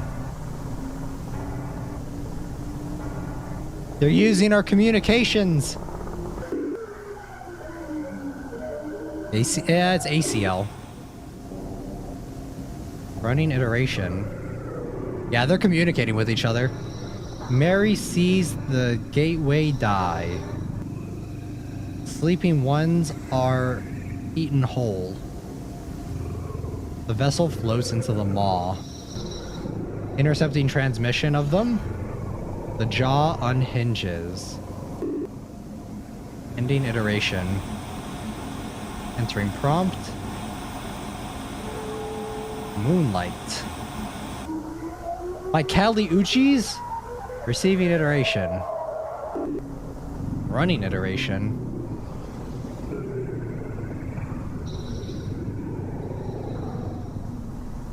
New thing. Wait. New things roam the feeding grounds. The Harbinger guards in vain. Mary hears the creaking sound. The hungry eye is welcomed. Ending iteration. Entering prompt. Running the train. Thank you for the 5 gifted. Thank you, thank you. If anyone in chat has gotten gifted, make sure to thank Running the Train. Thank you, thank you. Jack is with us now. Jack Wild? Jack Wild's, this is really weird looking. Jack.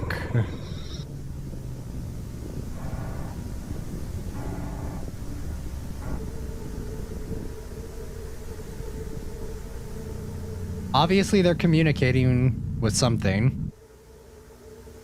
Maybe it wasn't a good idea to let them in on this. Final words. In short, the progress made throughout the month of October has drastically increased our technological capabilities. Our client's influence on the ACL system has allowed for tremendous progress to be made. Gee, I wonder why. We expect to meet our client in person in as little as 7 months. And I'm guessing that client is the alien. Monthly progress report. All right. I did see Dark, I did see your question. What is the game all about? This is an analog horror series. It is not actually a game. There is a game that does tie in with this, but it is just an analog horror series here on YouTube that we're doing a little watch along for. I just think that it's a play on AOL, which oversimplified for this purpose. Yeah, old internet. Oh, I see. I see. You're live and got a notification for a gifted member. Yes, yes, yes. Thank Running the Train. Running the Train did. Running the Train did gift 5 menchies.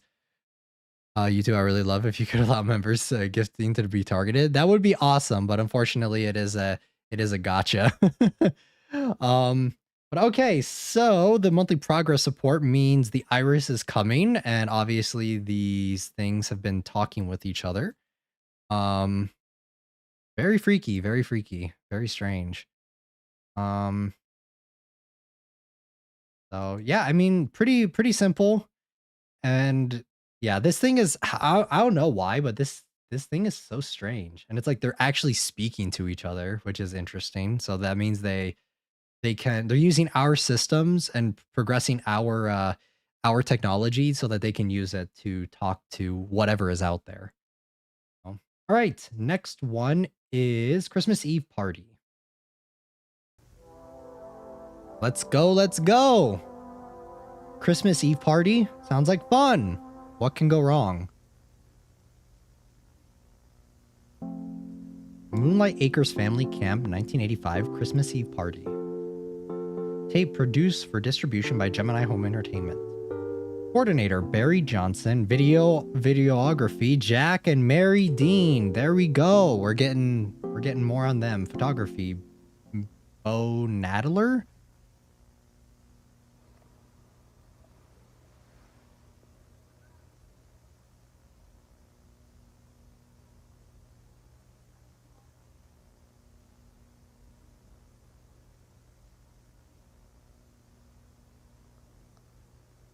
Dark, no problem, no problem. Yeah, we're just doing a watch along right now.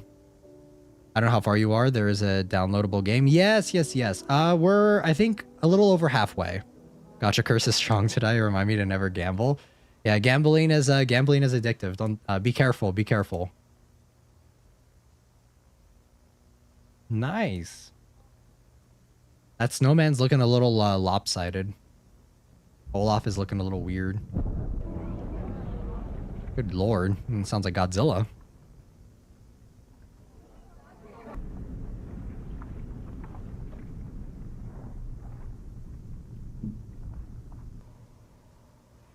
Something's a-coming.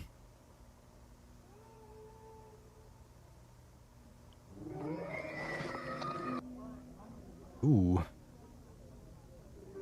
What a nice Christmas Eve party. How dare the aliens ruin a nice Christmas Eve party of this poor family? Unacceptable. It's just breaking all the rules, aren't they? They don't agree. They don't believe in the covers rule. They don't believe in not attacking on holidays. That's a big hand. The moon's looking a little strange.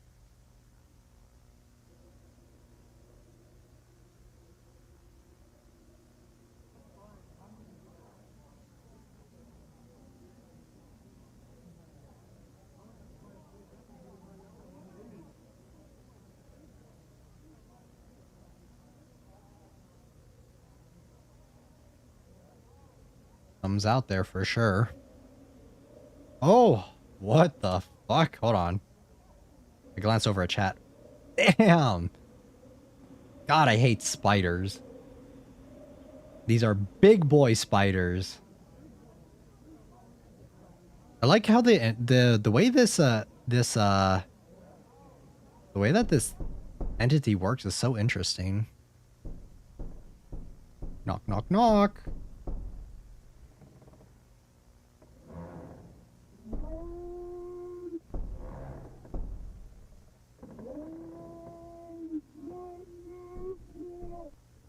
That is so freaky sounding. What the fuck is that?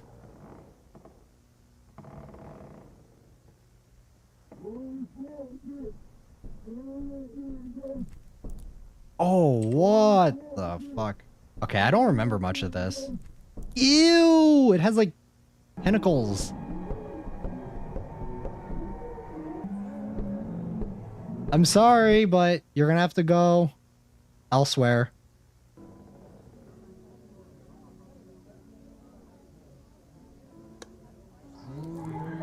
Ew.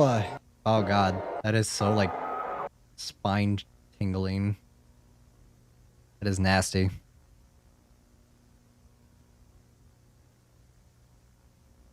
Ugh, what is that? Lakeside Cabin, home of celebrations. Yeah, you're definitely gonna be celebrating whatever this thing wants. Ooh, Alex Whitler and videographer Jack Dean. So Jack has been the one that's been sort of sprinkling these through Mary. Oh, wait, Mary's the thing? Mary's the monster? Because we've been hearing about Mary and Jack throughout the entire series up until now. So is Mary...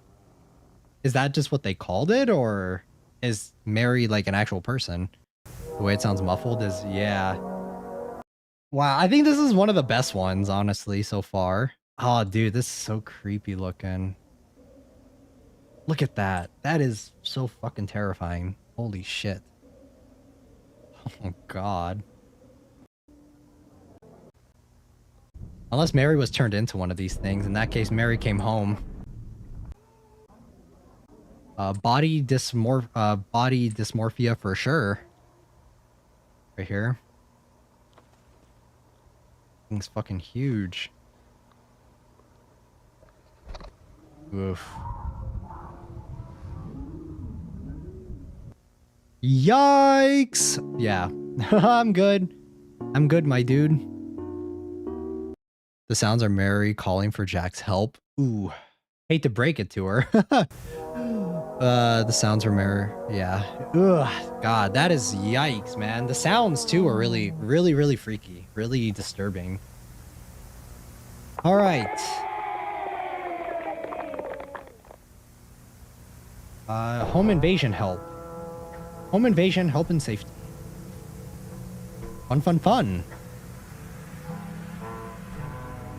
Home invasion can be a daunting and stressful prospect. This videotape is intended to ease your stress and prepare you for home invasion, step by step, should the moment arise. Keep in mind, windows, doors are most commonly used entrances during home invasions. Ensuring that these areas are locked may prevent or slow home invaders, allowing for authorities to be called.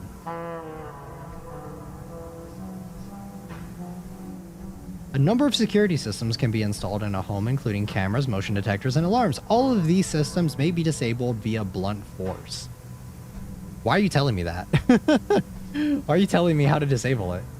At most home invasions can, take place at night. Sufficient lighting can successfully stop a home invader before they ever even reach the house.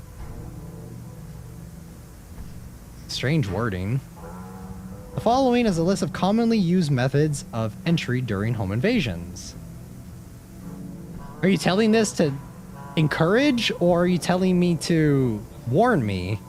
Breaking a window can create easy access into the home. Note, this will cause noises that may alert prey. What? Prey?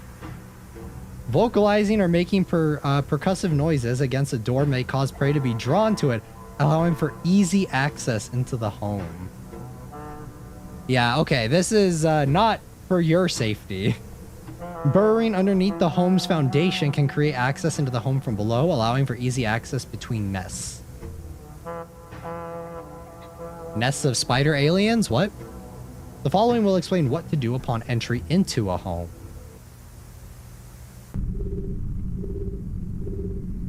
Locate prey. Incapacitate prey.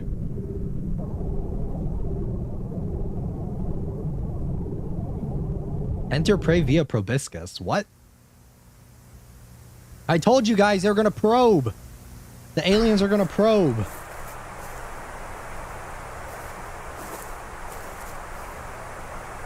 I love the found footage in this. So interesting. So freaky.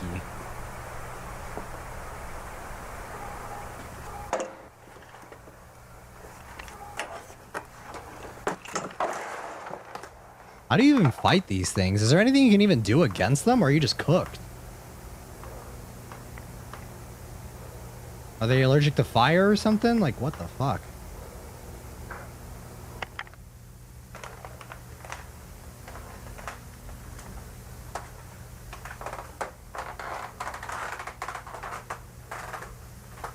Freaky.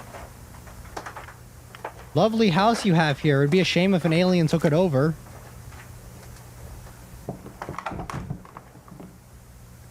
You're making so much noise, my guy.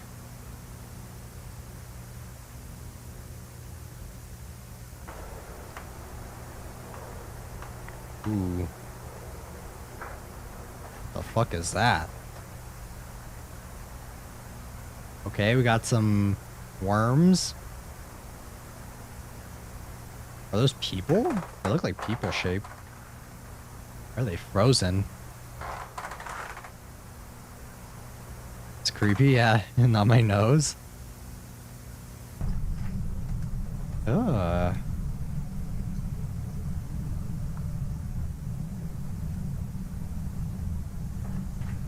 Hey, look, he's just hanging out. He's just having a fun time. He's having a grand old time. Me when I sit in my chair for too long.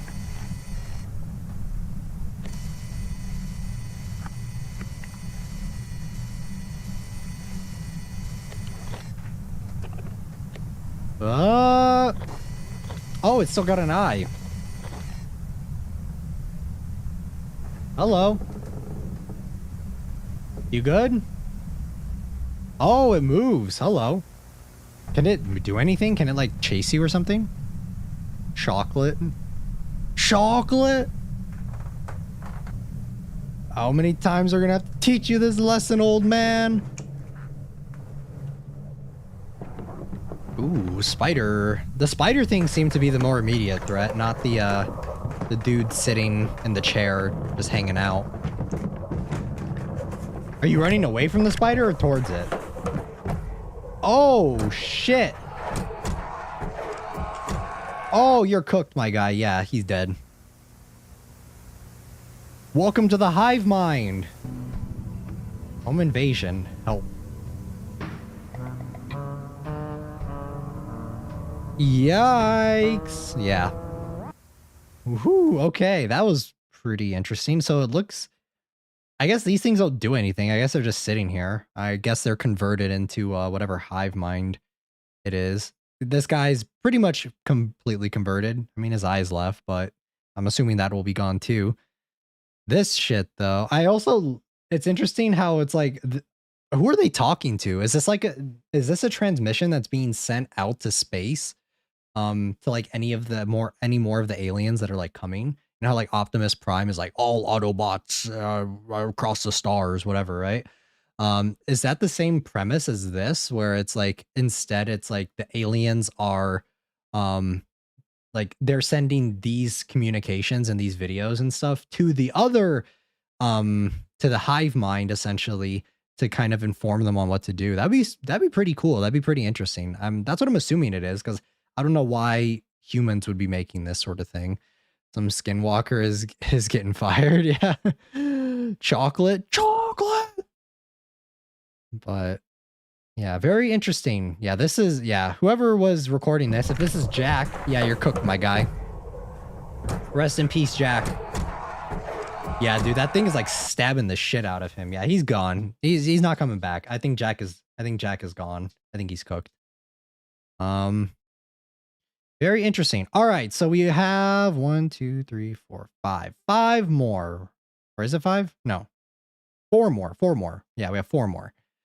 All right. On to the next one.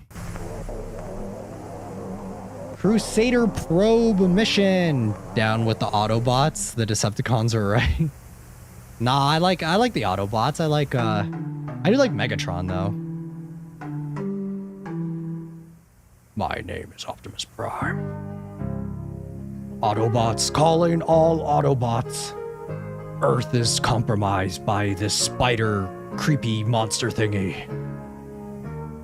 Stay away from Earth. Oh wait, hold on. After 12 long years, Crusader 5 successfully completed its planetary flyby mission, resulting in a plethora of new data and photographs. During its mission, Crusader photographed Jupiter, Saturn, and Neptune. Yay! We get to see Neptune being corrupted. Or, what is it? Mutated. Wait. I didn't get to read that. Jupiter. Crusader reached Jupiter in June 1982, successfully photographing a number of gas giants' moons in the process. Or of the gas giants' moons in the process. Crusader incident timeline, outlining the timeline of events leading up to and during the Crusader incident. June 1982, Crusader approaches Jupiter. Crusader is such a cool name for like a satellite. Okay. Looks pretty normal. Looks like Jupiter. Callisto, moon of Jupiter. Europa, moon of Jupiter. Io, moon of Jupiter. Okay, I didn't see anything strange there. December 1985, Crusader approaches Saturn, my favorite planet. December 5th, 1985. Okay. Looks like really nice pictures of Saturn. Saturn looks so cool.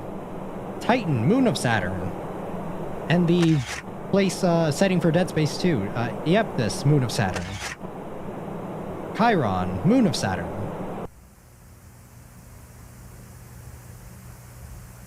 I'm heading out. Bye. Thank you for stopping by, Joyce. September 1991, Crusader approaches Neptune. Now, Neptune we know has got some weird stuff going on. Wait, I could not read that. Guys, that is so fast.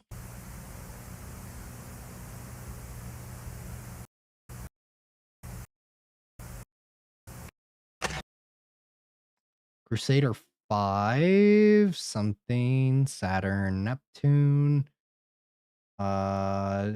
With unique characteristics. Okay, well, we already know that. November 20th, 1991. Pieces found. Welcome in. Welcome, welcome. Crusader approaches first cluster. 1992. Themis, moon of Saturn. Ooh, it's looking a little weird now. Hestia, moon of Jupiter. Kadlu, moon of Uranus. Why are they all so close? And what is happening? Ceto, moon of Jupiter. They're all like forming and fusing together. Ugh. December 1992, Crusader approaches.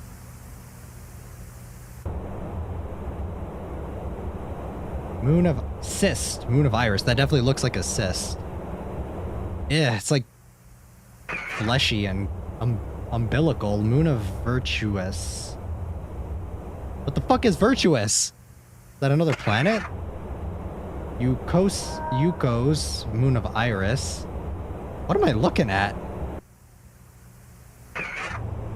Macula, moon of Iris. Ugh.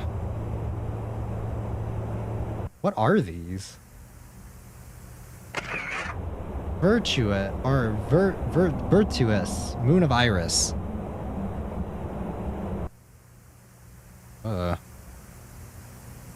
January 1993, Crusader experiences sudden gravitational pull.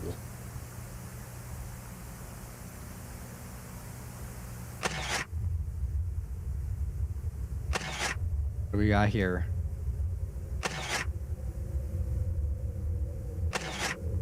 Oh, are we going in? We're going in, guys. Going into the Iris. How is there sound? Pretty sure there's no sound in space. Ugh, what is that? Yeah, trypophobia warning. Ooh. That looks like honeycomb.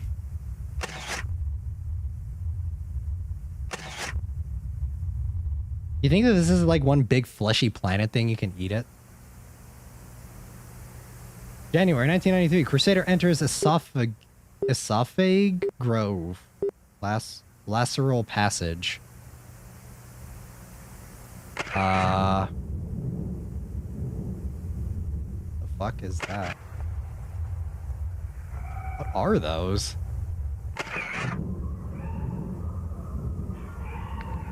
Those look like fungi or like or not worms, insects or something. Crusader enters respiratory signal complex or spinal complex.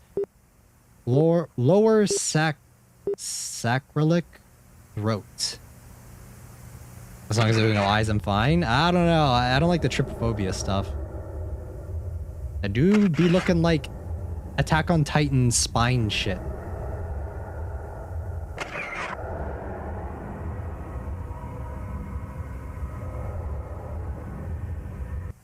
Very strange. So there's like a whole ass organism.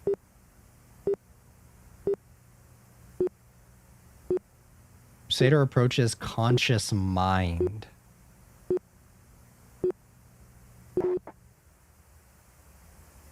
Nothing?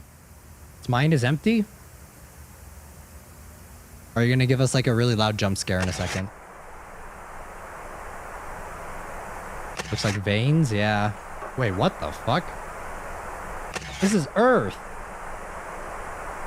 The fuck is going on?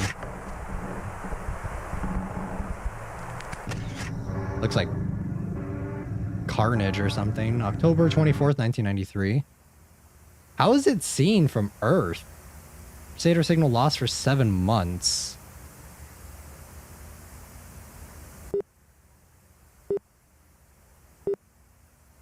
May 1994. Crusader approaches Earth. I'm assuming it's inside the iris, which means that Iris is also approaching Earth. Conclusion: Crusader's voyage through space has been thrilling for scientists and space enthusiasts alike, uncovering hundreds of new exciting possibilities for humanity's future. Or the end of all humanity. Who knows what's in store for Earth next? The Iris. Hey, my favorite. All right, we're gonna leave it on that. So, all right, with a name like Crusader, wouldn't it be more like implicated that the satellite would be terraforming the planets? But I know I'm overthinking because that has nothing to do with it. Yeah, I don't think so. Unless it's loud enough or the satellite is close enough to pick up the sound from the atmosphere. Oh, okay, I see. Maybe, yeah, that could be it. Looks like eyes. Yeah, it looks like veins. I could see both. It looks just like inside of an organism. Which is worse, many holes or many holes with eyes? I guess many holes with eyes, because it just in general is bad. Interesting though. I don't know how there are pictures from Earth. Like, I don't know how it was getting pictures from Earth, unless it's because it's the part of the hive mind consciousness now. Obviously it's inside of the iris, and the iris is now approaching Earth, because vice versa, the Crusader is now approaching Earth. Crusader really said vibe check. Yeah, there's a lot of stuff going on here. I think the moon's being like inside of it, or whatever it is around it, are so weird looking. So interesting to see. But interesting. I like this one. This one was pretty creepy too. I think this one and Christmas Eve, I think, and maybe Deep Root Disease are probably my favorite ones so far. So, all right, we have 3 more: Wretched Hands, Shifting Tendons, and Old Bones. This one's pretty good though. I love spatial horror stuff. It's so freaky. The following segment utilized a live feed of Lake Mountbank in Canada during its broadcast. Approximately 25 minutes before first attack. Tonight, mostly cloudy, lows around 25, light snow around 12 with brief harsh winds throughout. You're gonna get to see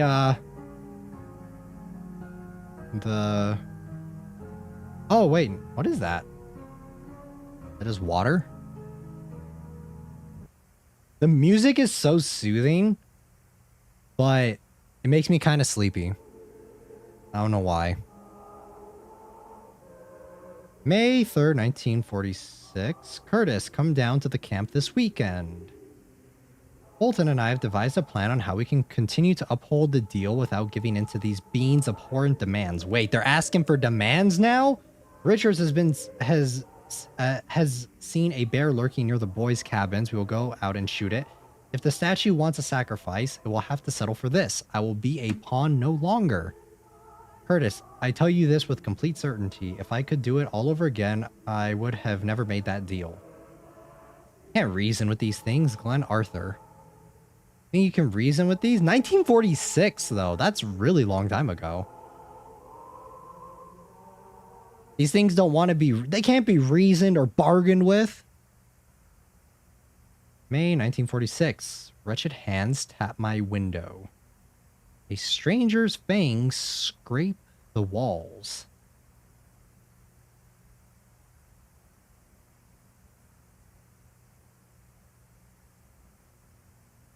Very strange. Right thigh. What? Right thigh? This just looks like a bunch of trees and some fleshy stuff. Right thigh of what? Bo Nadler.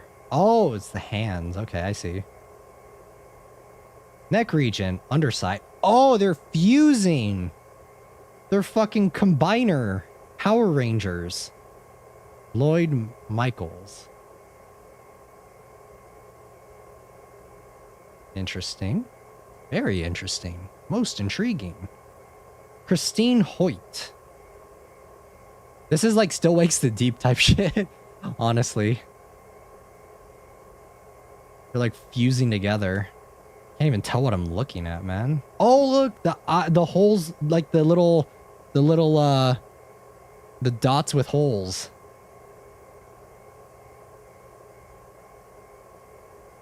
Mary Dean. There's Mary. Rip Mary. Where's Jack? Didn't Jack get gotted?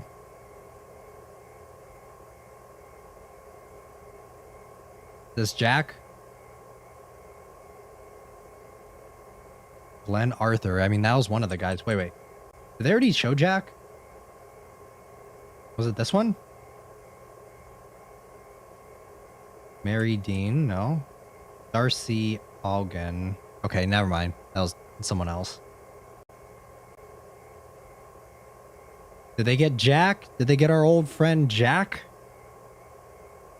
Jack Dean?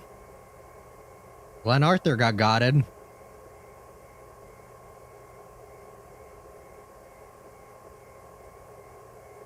Photo comparison suggests an exponential increase in organism deterioration since mutation. Imagine you're one of those people. It's scary. Yeah, if you're so conscious, I can imagine. Organism has since lost all resemblance to a bear. What? It was a bear? Huh? Okay, well... pretty straightforward. Interesting, though. That's freaky. That is so weird. So it's like the right thigh of the bear, and inside of it has people? You can kind of see the skull right there. Some of these do, like Glenn Arthur. What the fuck is this? I don't even know what I'm looking at. All aliens be gangsta till humans roll up with the napalm. I mean, they're trees after all. I don't think they're just trees. I think that this is like a full-on living organism. Shifting tendons.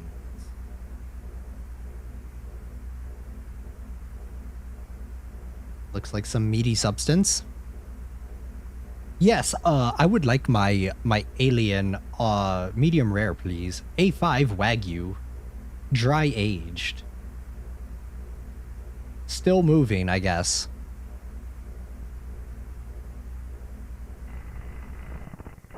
Sleep image visualization. Barry Johnson. Imagine if you could see your dreams, dude. I want to see my dreams, because I never remember my dreams. I want to see my dreams visualized. What am I looking at? These sound like the things from Harry Potter. The little root things that they pull out. And the first movie? I think it's the first movie. Or the first or second movie. Seems like chicken feet, right? Holding room design. Okay, we'll get more info on the holding room. Nice, nice.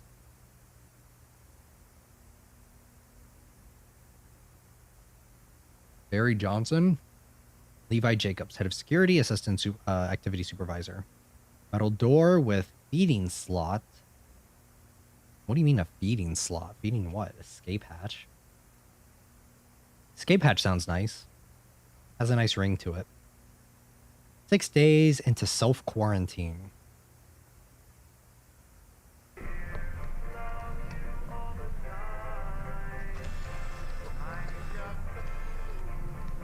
This sounds like a copyright. This sounds like a copyright claim.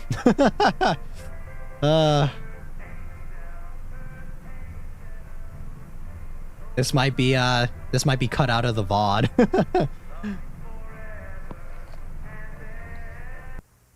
One of the Utter Wildlife tapes? Yeah, it was. Figure number 1. Oh, we're gonna get to see the root stuff taking over. Those sprouts. It's like roots growing inside of you, but like fleshy roots. It's so weird. August 6, 1991, 27 days into self-quarantine. Ah, thank you. No copyrighted music.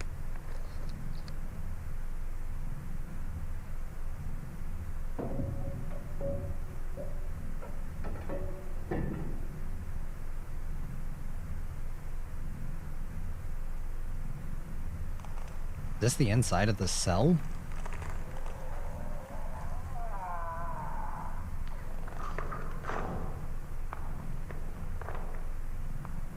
Yeah, he gone.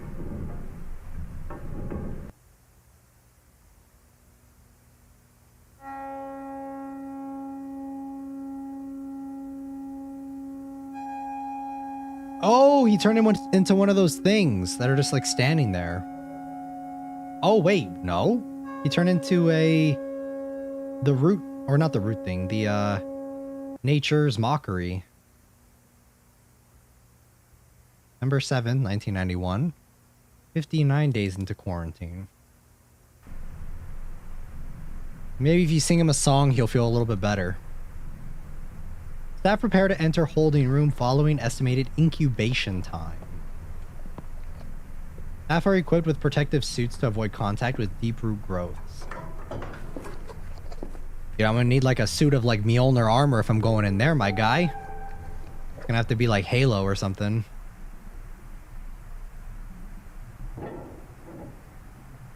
Douglas Adams.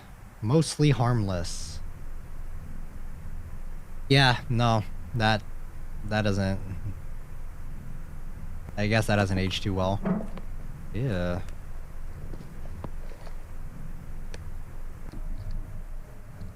Ew, look at all the holes, man. It's so gross.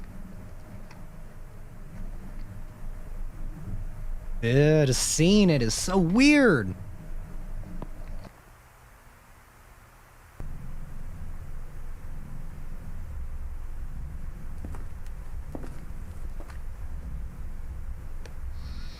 Oh, that's his skull.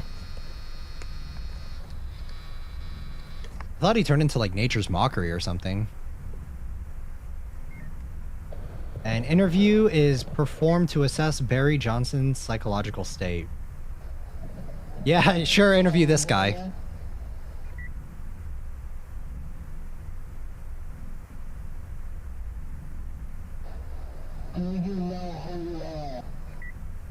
Yeah, this is totally gonna do something.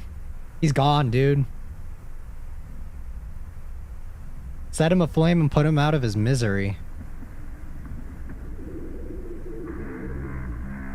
Oh, shit. Okay, never mind.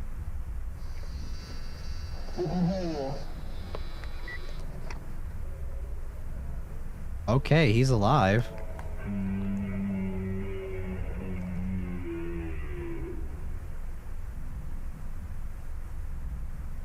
Oh, he's just repeating. Look at the tendrils growing out of the holes. It's so creepy. We can hear you. What is this, Venom? Eddie.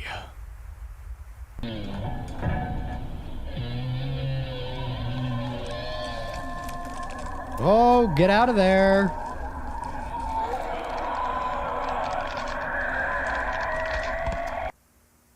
The interior of Barry Johnson is discovered to be occupied.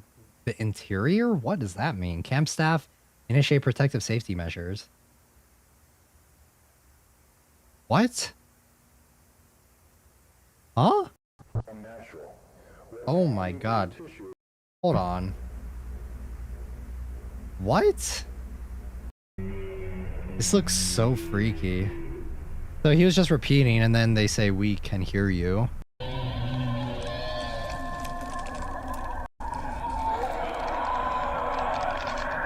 Yeah, I don't think he's there anymore. The interior, yeah. I don't know what it means the interior was occupied. What happened to the person recording? Did they get gotted too? Or he became a Titan? Yeah, he's looking a little, Eren Yeager. Alright, Old Bones, last one. We actually get narration this time. It's completely counter to it. Instead of attacking foreign tissue, it welcomes it. The bones don't decay. Organs blindly fuse. Bulbs fester and swell. Tissue refuses to die. It is hypermetastatic. It is at this point most analogous to a tumor. I would not speculate on the states of the minds within. It's a hive mind, correct? Wait, what is that? Selected excerpts from Journal of Glenn Arthur from 1946, right? 1935. I have seen a vision.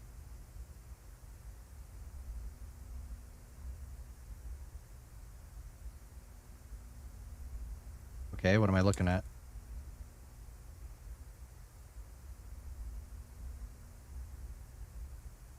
Heavenly visitors. Oh, that was the moon. Okay. I wasn't sure what I was looking at. Angels visited me while I slept.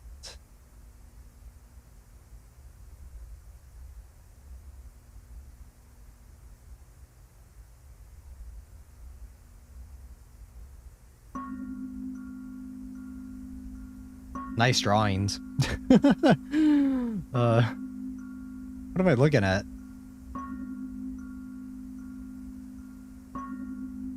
Are these people? Who am I that the hosts of heaven would come to would commune with me? The unconscious mind is a door, and I hold the key. O speakers, name yourselves. I don't think those are from heaven, my guy. Vision from my angels, a half-living thing grows outside camp.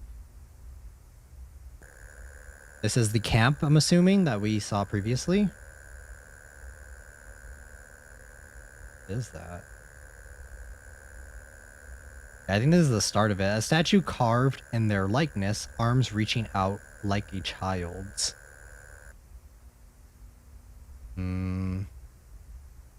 I've been offered a new covenant. Probably not a very good deal, I'd imagine, because later on he says that he doesn't want to, the deal is sealed, that he doesn't want to do the deal anymore. Ooh, nice old-timey footage.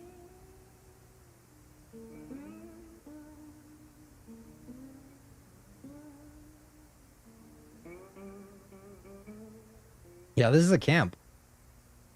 Nobody knows the troubles I've seen. Nobody knows my sorrows. What is that? This looks like a tree. At the statue? May 1946. Deal is broken. Yep, we knew that.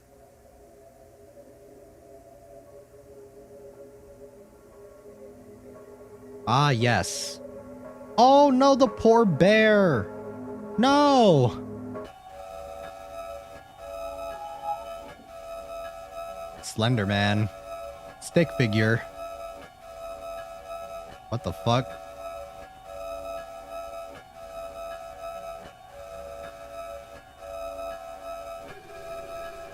Wretched hands tap my window. A stranger's fangs. Stranger's fangs scrape the walls. Sleep beneath the feeding grounds. Cancer shares a dream. Jack heard it again. There is a voice from space. Jack, do you see me? I have become something else. I am still in here, relic of the faithless day. Don't leave me, you bastards. Old bones grow.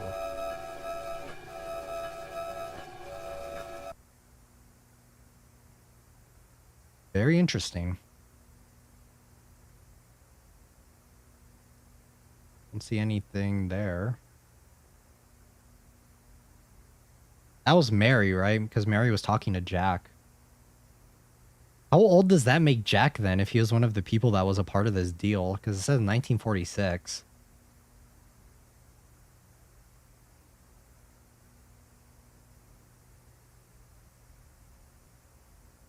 More lights in the woods. What is that? That's someone on the other side of the mirror? Oh, that's the... Oh, that's a person. Is that Mary? Is this when she was like turned?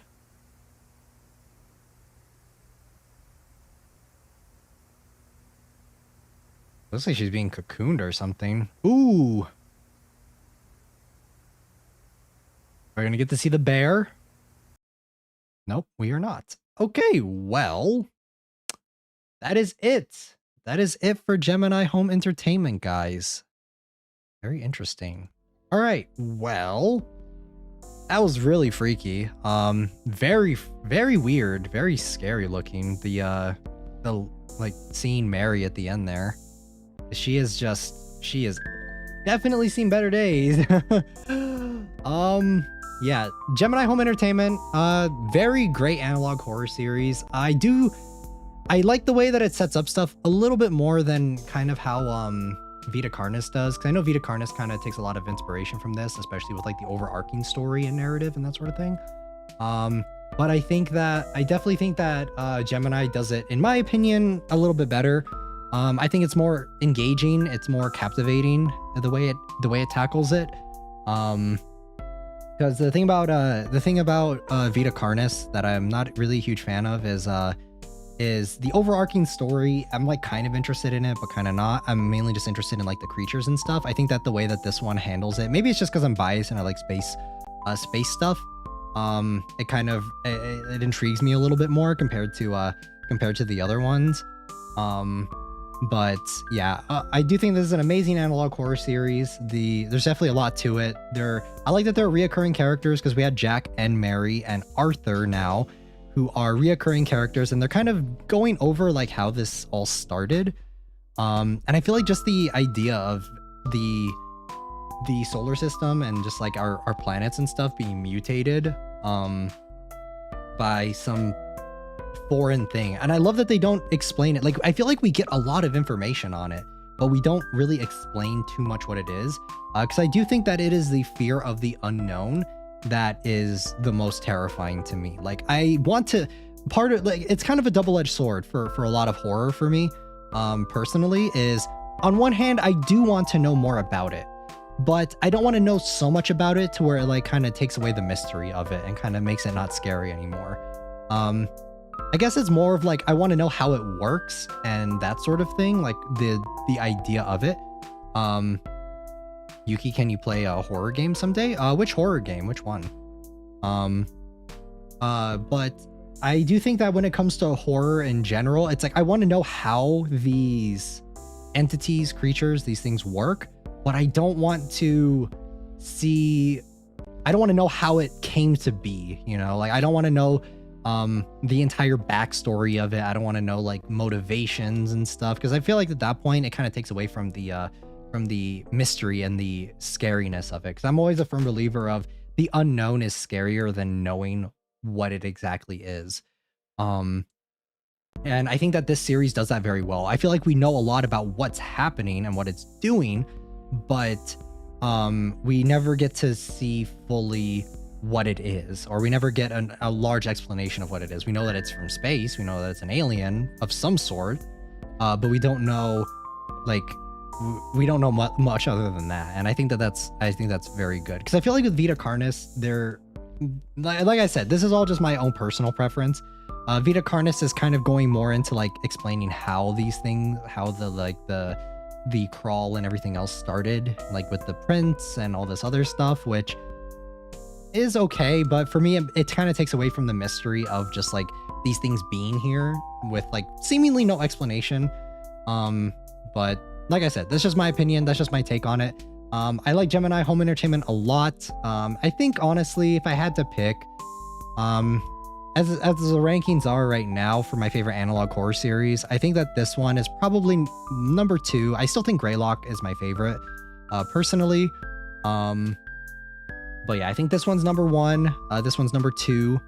And I'm excited to see where this one has to go in the future. I'm very excited to see the overarching story. If Yuki does a Nope watch along, that'll be super fun. Yeah, for sure. I think that's probably what our main thing is going to be for membership only streams, is watch along, horror movie watch alongs. I might try it up and mix it up later on here and there too, but you can always pretty much count on those. And I think Nope would be an amazing watch along because I do love that movie a lot. It's a lot of fun. Another one of those like kind of spacey type ones where it has something like it has aliens involved, but not really. Mandela 1 to 3 is my favorite. Mandela is really good as well. I think Mandela as a whole, though, kind of, I don't find it as scary. I feel like the first couple were very scary, but as it kind of went on, I feel like I got a little less scared from it. I feel like Gemini Home Entertainment, it's very, I'm just biased towards space stuff and pretty much anything like that, like cosmic horror as the term I should have been using throughout the stream. But yeah, cosmic horror stuff always gets me. I'm always super intrigued by it. I love games that incorporate it. Sci-fi games that incorporate it aren't necessarily always the best. They don't always do it the best. Like, I think Dead Space does incorporate cosmic horror pretty well. But I love cosmic horror when it's incorporated in like kind of a modern sense, like a modern sort of way. So like that one game that I played a few days ago, or not a few days ago, last week was the Moon one, where it's like that's like cosmic horror, but it's also not explicitly alien, but it's also not explicitly like psychological. Like there's a lot of room for interpretation on it, and I like that a lot in a lot of horror games. But yeah, yeah, I guess that's pretty much it. I was gonna actually take a quick look at the Lethal Omen game real quick. I'll take a quick look at it. I'm trying to see what the premise of it is. Depending on if it's not too long, then I guess we'll just play it because I want to make this whole stream kind of feel like a whole thing, you know? Like a whole, like one nice little contained package of everything, at least up until now, for what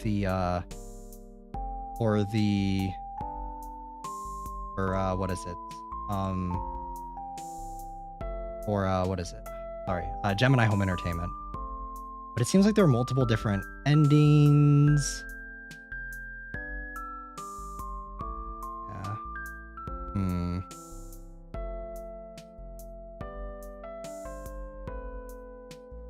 This might actually have to be an upload, guys. I'm looking at it. I would want to get all the other endings, and I don't know if we have the time for it today, unfortunately.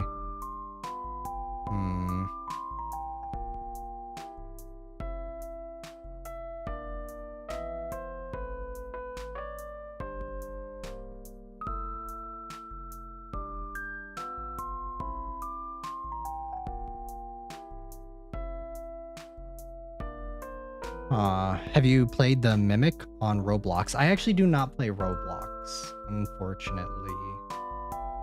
All right, let me see. I think we're gonna try it, guys. We're gonna try it. We'll try it out a little bit. If it doesn't work out, I might do it as an upload. Maybe.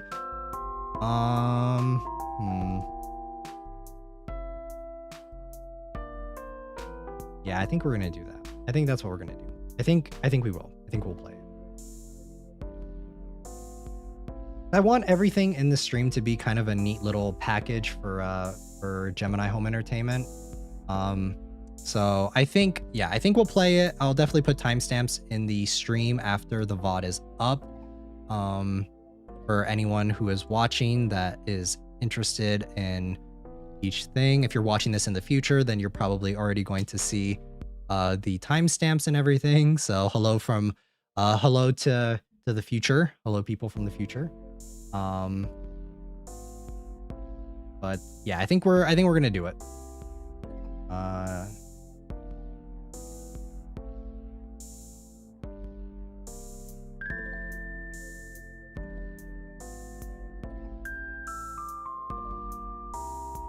All right. Everything Gemini. Yes. I want this to be like a nice little package for anyone watching. Lethal Omen. I'm probably gonna have to adjust this, guys. Omen. All right. This is pretty loud, so I'm gonna turn it down.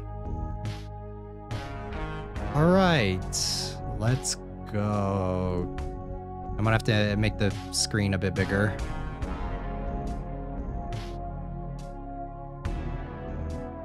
Come on.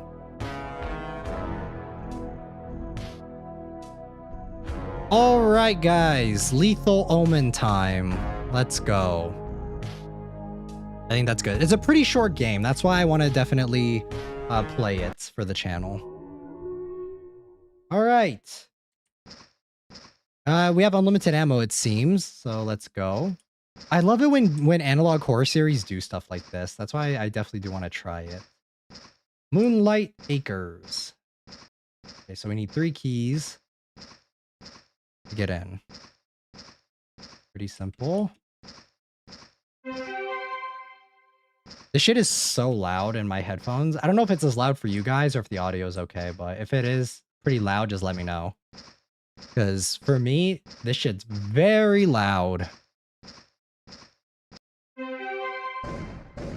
There's the thing. Luckily, we don't have to reload though, so that's nice. I just have to have good aim. Okay. Can I not grab that? Are you kidding me? How do I grab that key? Audio seems okay? Okay, as long as it seems okay for you guys. Oh, wait. On this. Let's go. Okay, maybe not. Yeah, I love it when Analog Horror Series do this. I think it's so cool. I think it's so fun. We'll probably just get one ending. We'll see. I know we need to get into the bunker area. Just like in it. Oh, look, there's the moon. They definitely recreated this pretty faithfully. Very fun, very fun. Okay. All right, we're in. We made it. Let's go. I don't know if there's any extra lore bits, if you guys could let me know. If there's any extra stuff here.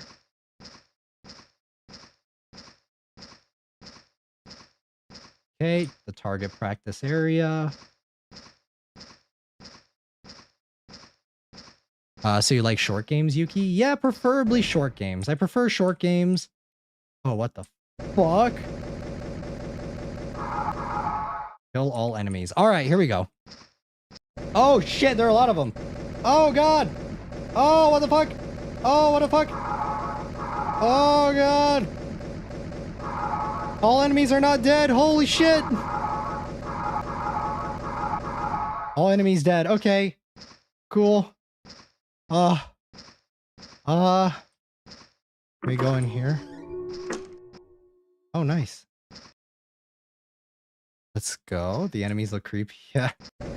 Oh, look, here's all the tapes.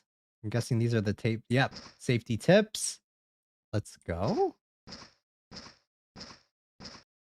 Okay. Computer screens. Looks like there's something up there. Do we need a key or something to get into the bunker? I know we need to get into the bunker somehow. See anything?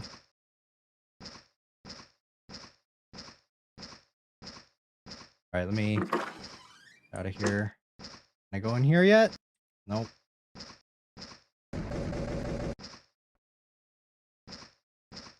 I don't know if we're supposed to explore certain areas or if we're supposed to get a key. All these fucking skinwalkers around here.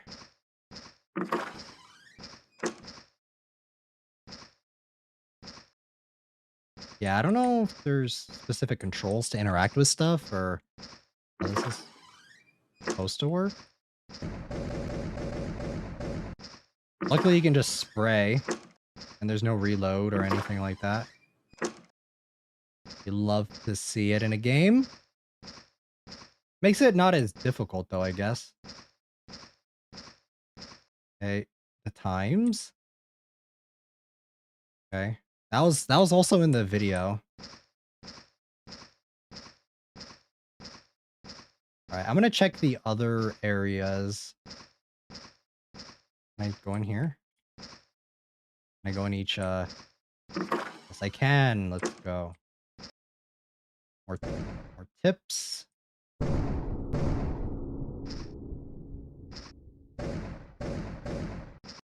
Okay. Ooh, there's something growing down there. Are those the roots? I think those are the roots. Okay. Are all these the same? No, this one's upturned. I definitely seen better days. Okay. Fuck your educational videos. Get that shit out of here. Okay, nothing in here. It's kind of high-key, kind of looks like Minecraft sort of vibes. Okay, nothing in there.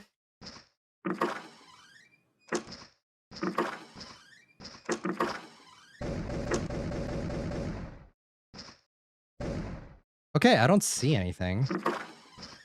Am I supposed to go back here? Family cabins this way. Seems blocked off though. I don't like the sound of this.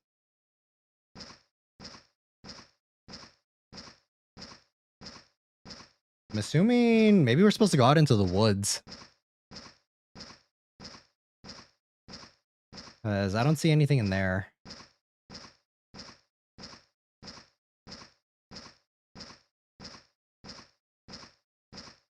Anything? Hello? Anybody here? Any more skinwalkers? Are they just hanging out? Oh shit, kill all enemies. Oh wait, there's the thingy.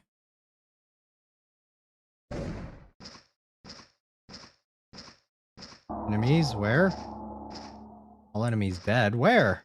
I don't see any. Can I shoot this? Oh shit, right there. Bang, bang, bang, bang, bang, bang, bang. Oh, run. Oh shit, run where? Okay, run away from this guy. He's chasing me. Can I get into the bunker now? Please? Please? Let me in. Let me into the bunker.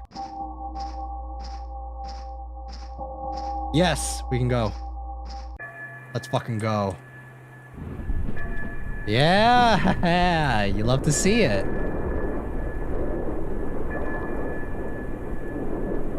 Definitely a storm going on.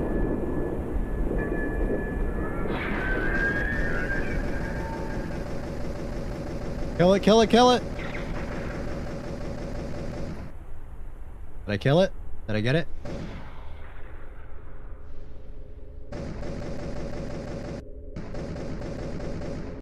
Just spray.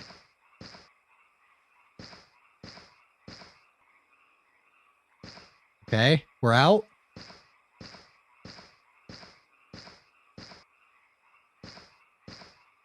We got to see the wood crawler a little bit. Why is it called a wood crawler when isn't the room like completely steel or something?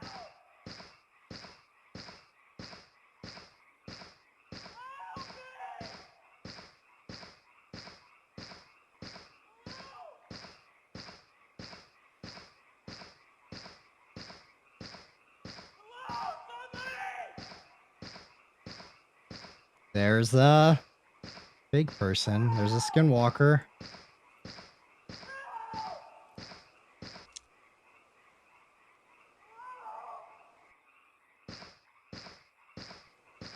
Can I unload on him? What are you talking about? Why am I out of ammo?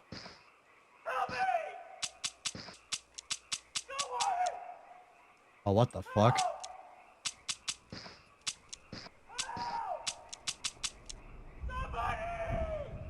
What's happening?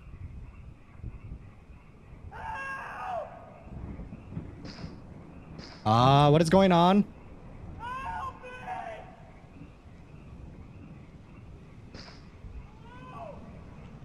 Oh shit, what is that?